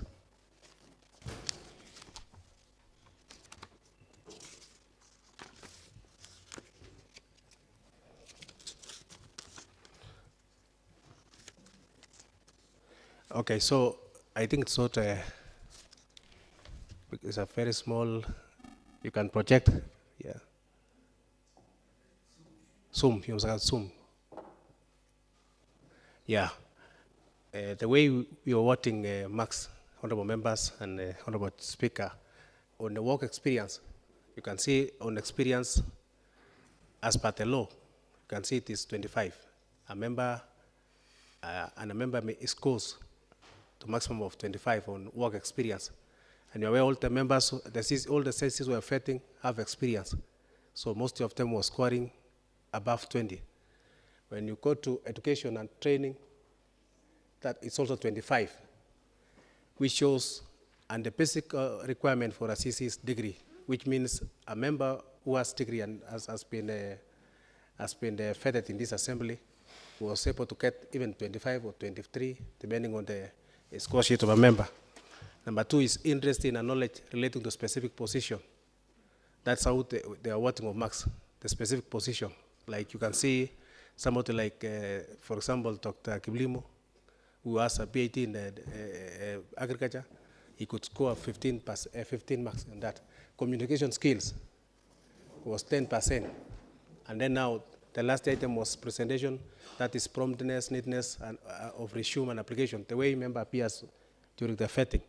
A member could score 10 easily for appearing with well dressed, with a tie, or in a lady very neat, she could score 10. And lastly, decision making and problem solving skills, 15. That will make 100%. So all the members of the selection committee, or of the appointment committee, was scoring per person so that he can award the marks to every member. So that was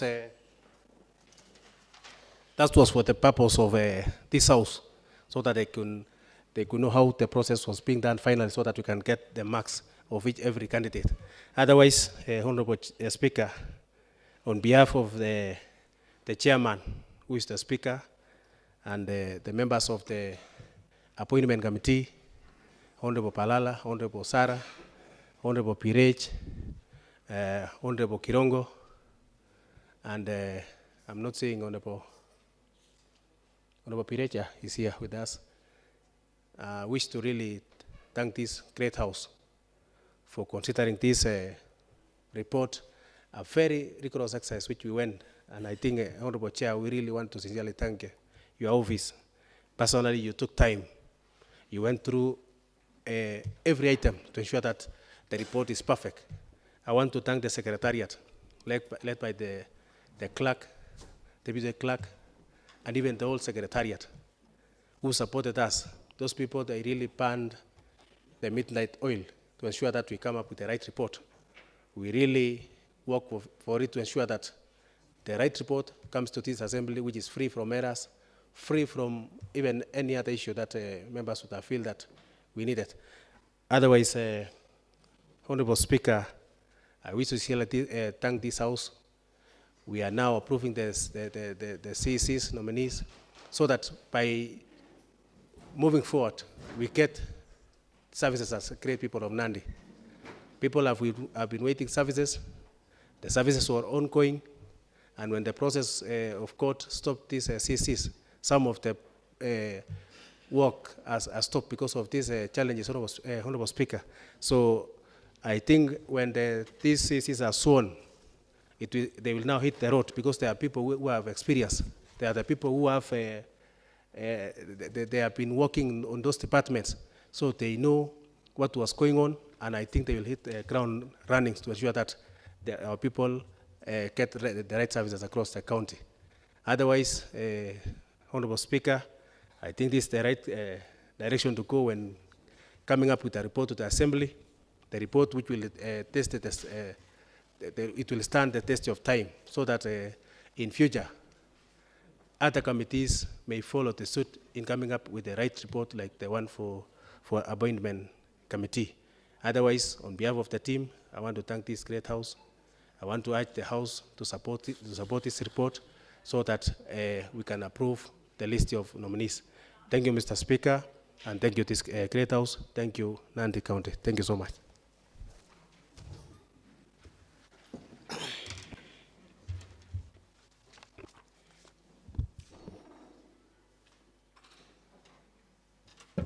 Honorable Clerk, I know this House is about to make a decision, and I'll urge you to confirm whether we have the quorum for the purpose of taking the decision.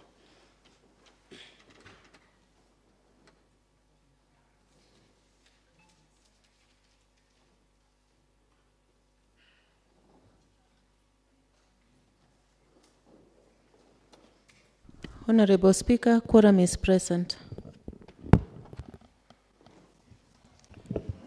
Honorable members, pursuant to Standing Order number 68, 1, which provides that unless otherwise provided under the Constitution, a question arising in the County Assembly shall be decided by a majority of the members in the County Assembly present and voting. In ascertaining the results on a question under paragraph 1, the Speaker shall in the first instance collect the voices of the ayes and the nays and shall declare the results accordingly. On question proposed for a decision in the County Assembly, the Speaker has no vote. And lastly, in determining the number of members of the County Assembly for the purpose of voting, the Speaker shall not be counted as a member. Honorable members, I have confirmed that we have quorum for the purposes of making the decision, and I'll therefore proceed to put the question. And as just as a guidance to the House, honorable members, I'll be putting the question on each specific nominee. Honorable members, I now proceed to put the question that this House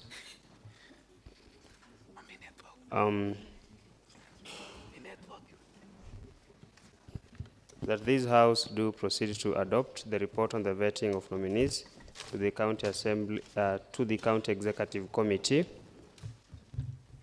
1, that this House approves the nomination of Mr. Isaiah Kiplagat Keter as the County Executive Committee Member, Administration, Public Service, and ICT.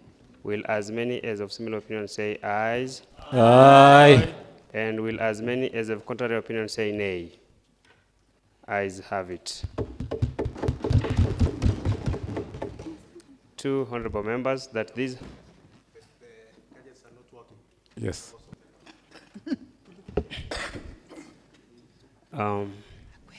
Our technical team, kindly ensure that the gadgets are working for the purposes of having it, or rather for the purposes of having the responses as made by the members to be on hand.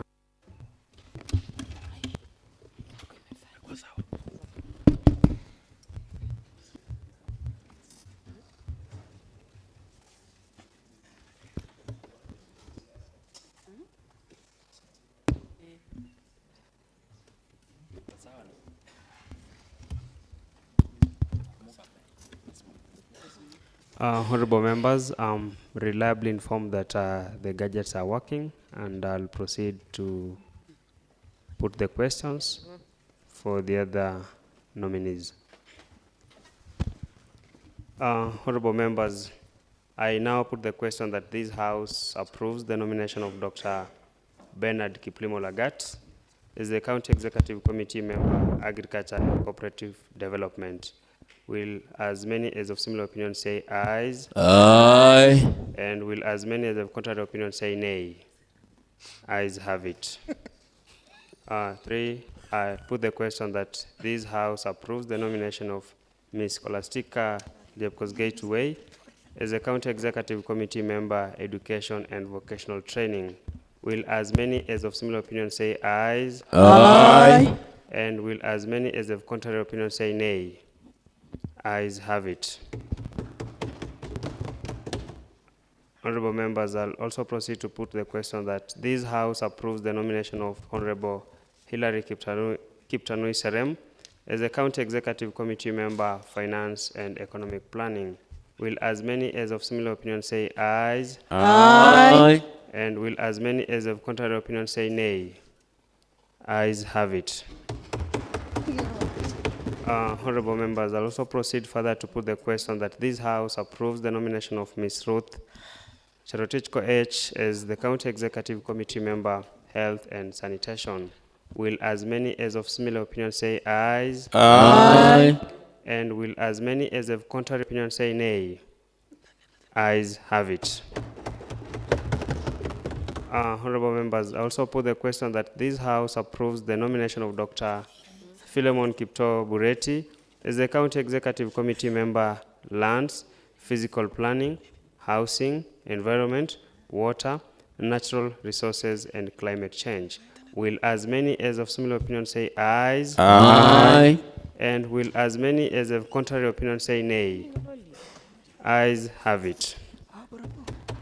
Further, honorable members, I'll proceed to put the question that this House approves the nomination of CPA Alfred Kiprotich Lagat as a County Executive Committee Member, Trade, Tourism, Industrialization, and Enterprise Development. Will as many as of similar opinion say ayes? Aye. And will as many as of contrary opinion say nay? Ayes have it. Lastly, honorable members, I'll proceed to put the question that this House approves the nomination of Engineer Driss Kibet Rono as a County Executive Committee Member, Transport, Public Works, and Infrastructure Development. Will as many as of similar opinion say aye? Aye. And will as many as of contrary opinion say nay? Ayes have it. Next order. Order number 9, motion.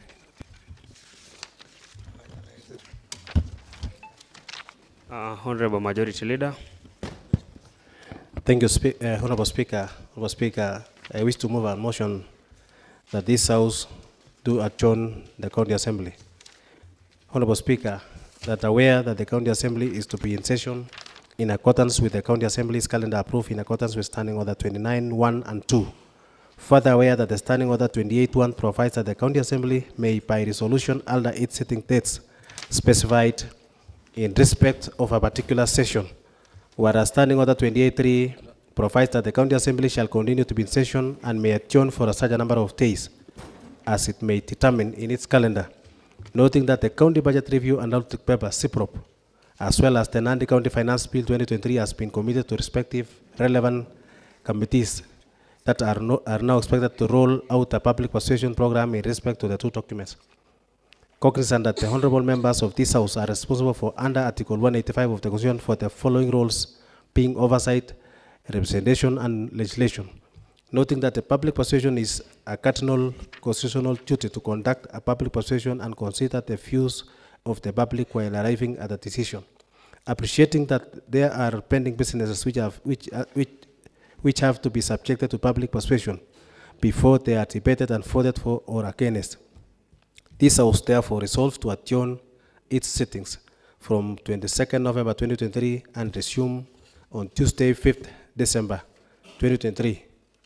The adjournment period will allow the members of this House sufficient time to plan, mobilize, and coordinate public persuasion on pending business in the House, including and not limited to County Budget Review Outlook Paper, CIPROP, and Nandi County Finance Bill 2023. Honorable Speaker, I wish to move this motion so that in the said period, Honorable Speaker, we get time as the honorable members of this House to interrogate the finance bill led by our EPO chairman, Honorable CPA Pirej, and the CIPROP led by Honorable Korir, the chairman for budget. So, Honorable Speaker, without wasting my time, because I know members are very tired, I will call upon Honorable Sangute to second.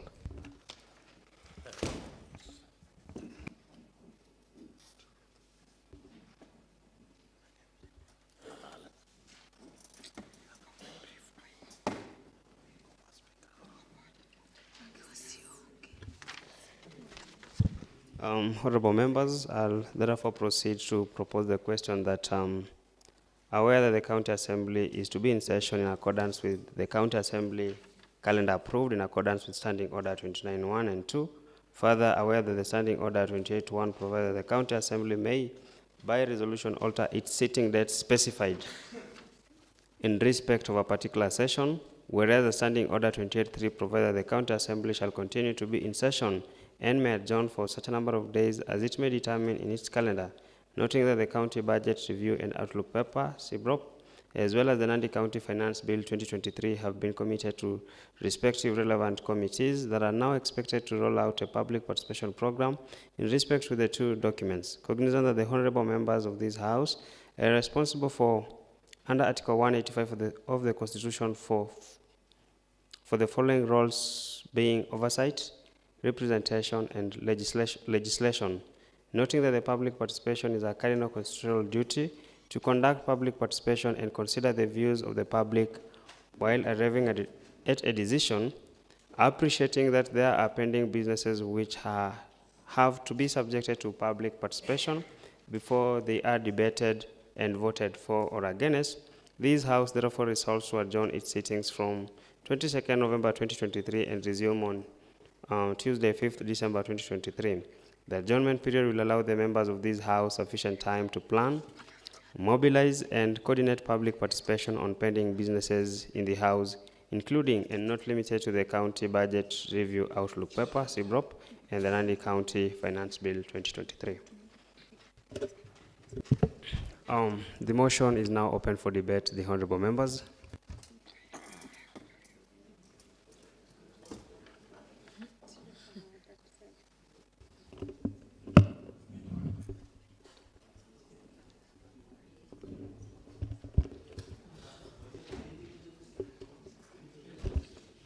Honorable Speaker.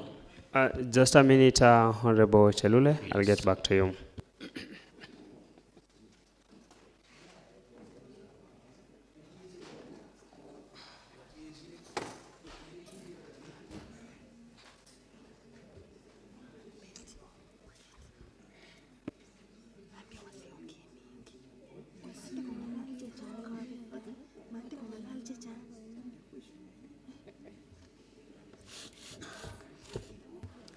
Honorable Raymond Chelule. Honorable Speaker, I rise to support the motion of adjournment. But while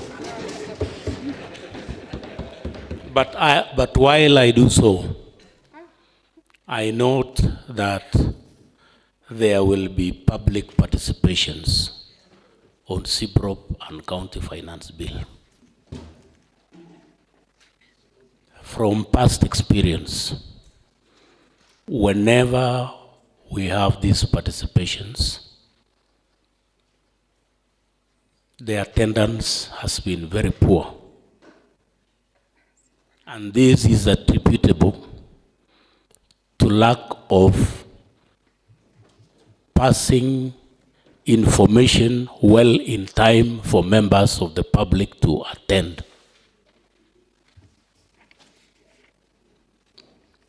I urge that we have a mechanism of getting the public to attend these participations, so that when they will come to debate the issues in this house, the views of the public are properly captured. Thank you, Mr. Speaker.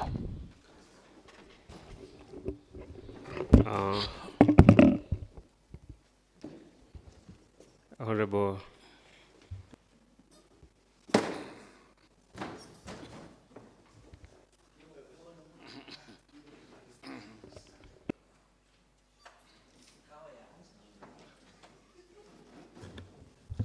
Honorable Deputy Speaker. Thank you, Honorable Speaker, for giving me this opportunity to contribute on this motion of adjournment. And as said by Honorable Chelule, that we have a number of issues that we need to discuss. That first about the public participation. We have also the issue of the report writing.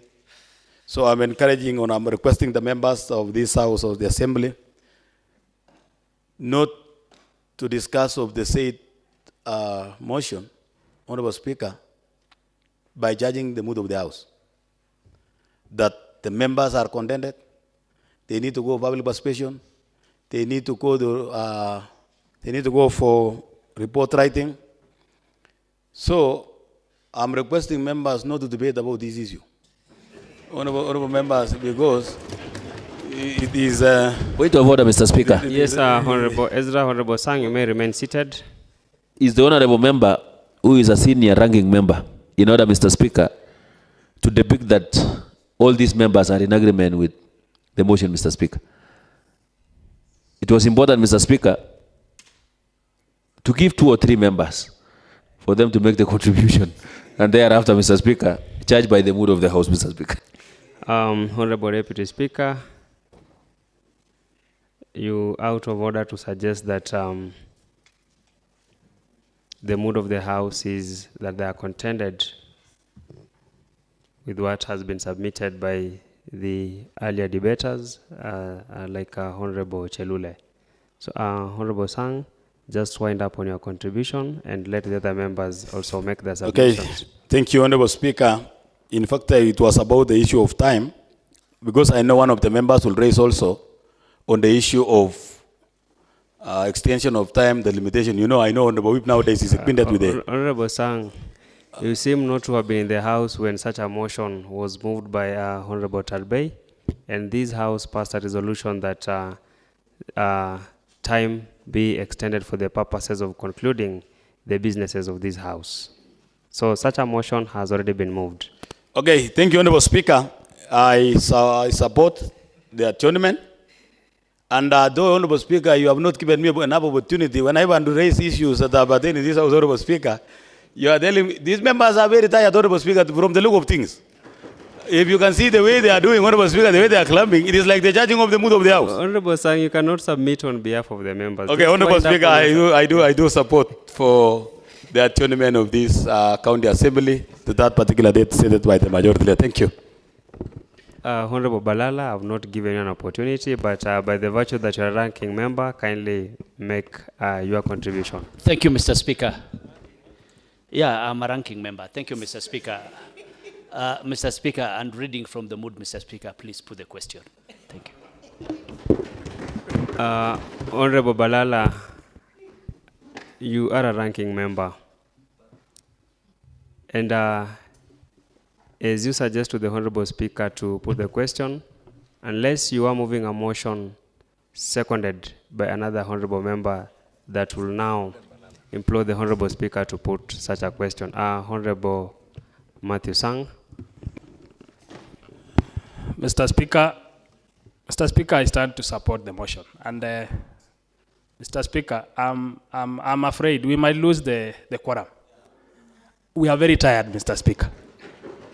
Kindly, I second the putting.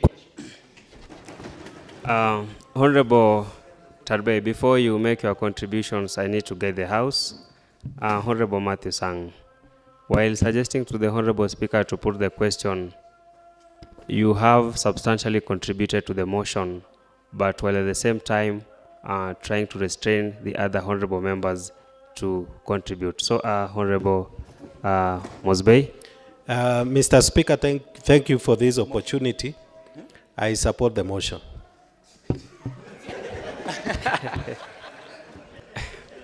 Honorable Kipto Bet. Your mic was on. Thank you, Honorable Speaker. I'm moving the motion for you to put the question, Honorable Speaker. Yes. And maybe I do propose Honorable Mahindi to second, Honorable Speaker. Mr. Speaker, sir, due to the constraint of the day, I second vividly.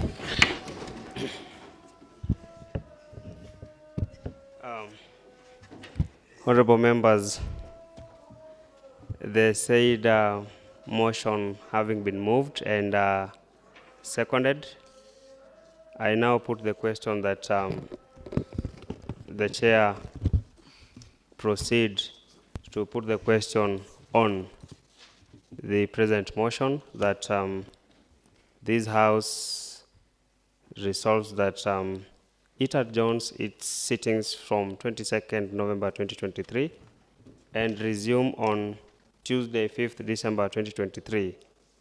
For the adjournment period will allow the members of this House sufficient time to plan, mobilize, and coordinate public participation on pending businesses in the House, including and not limited to the County Budget Review Outlook Paper, CBROP, and the Nandi County Finance Bill 2023. Will as many as of similar opinion say ayes? Aye. And will as many as of contrary opinion say nay? Ayes have it. Next order. Order number 10, adjournment. Honorable members, there being no any other prayer on the order of business today, the House stands adjourned until 5th December 2023.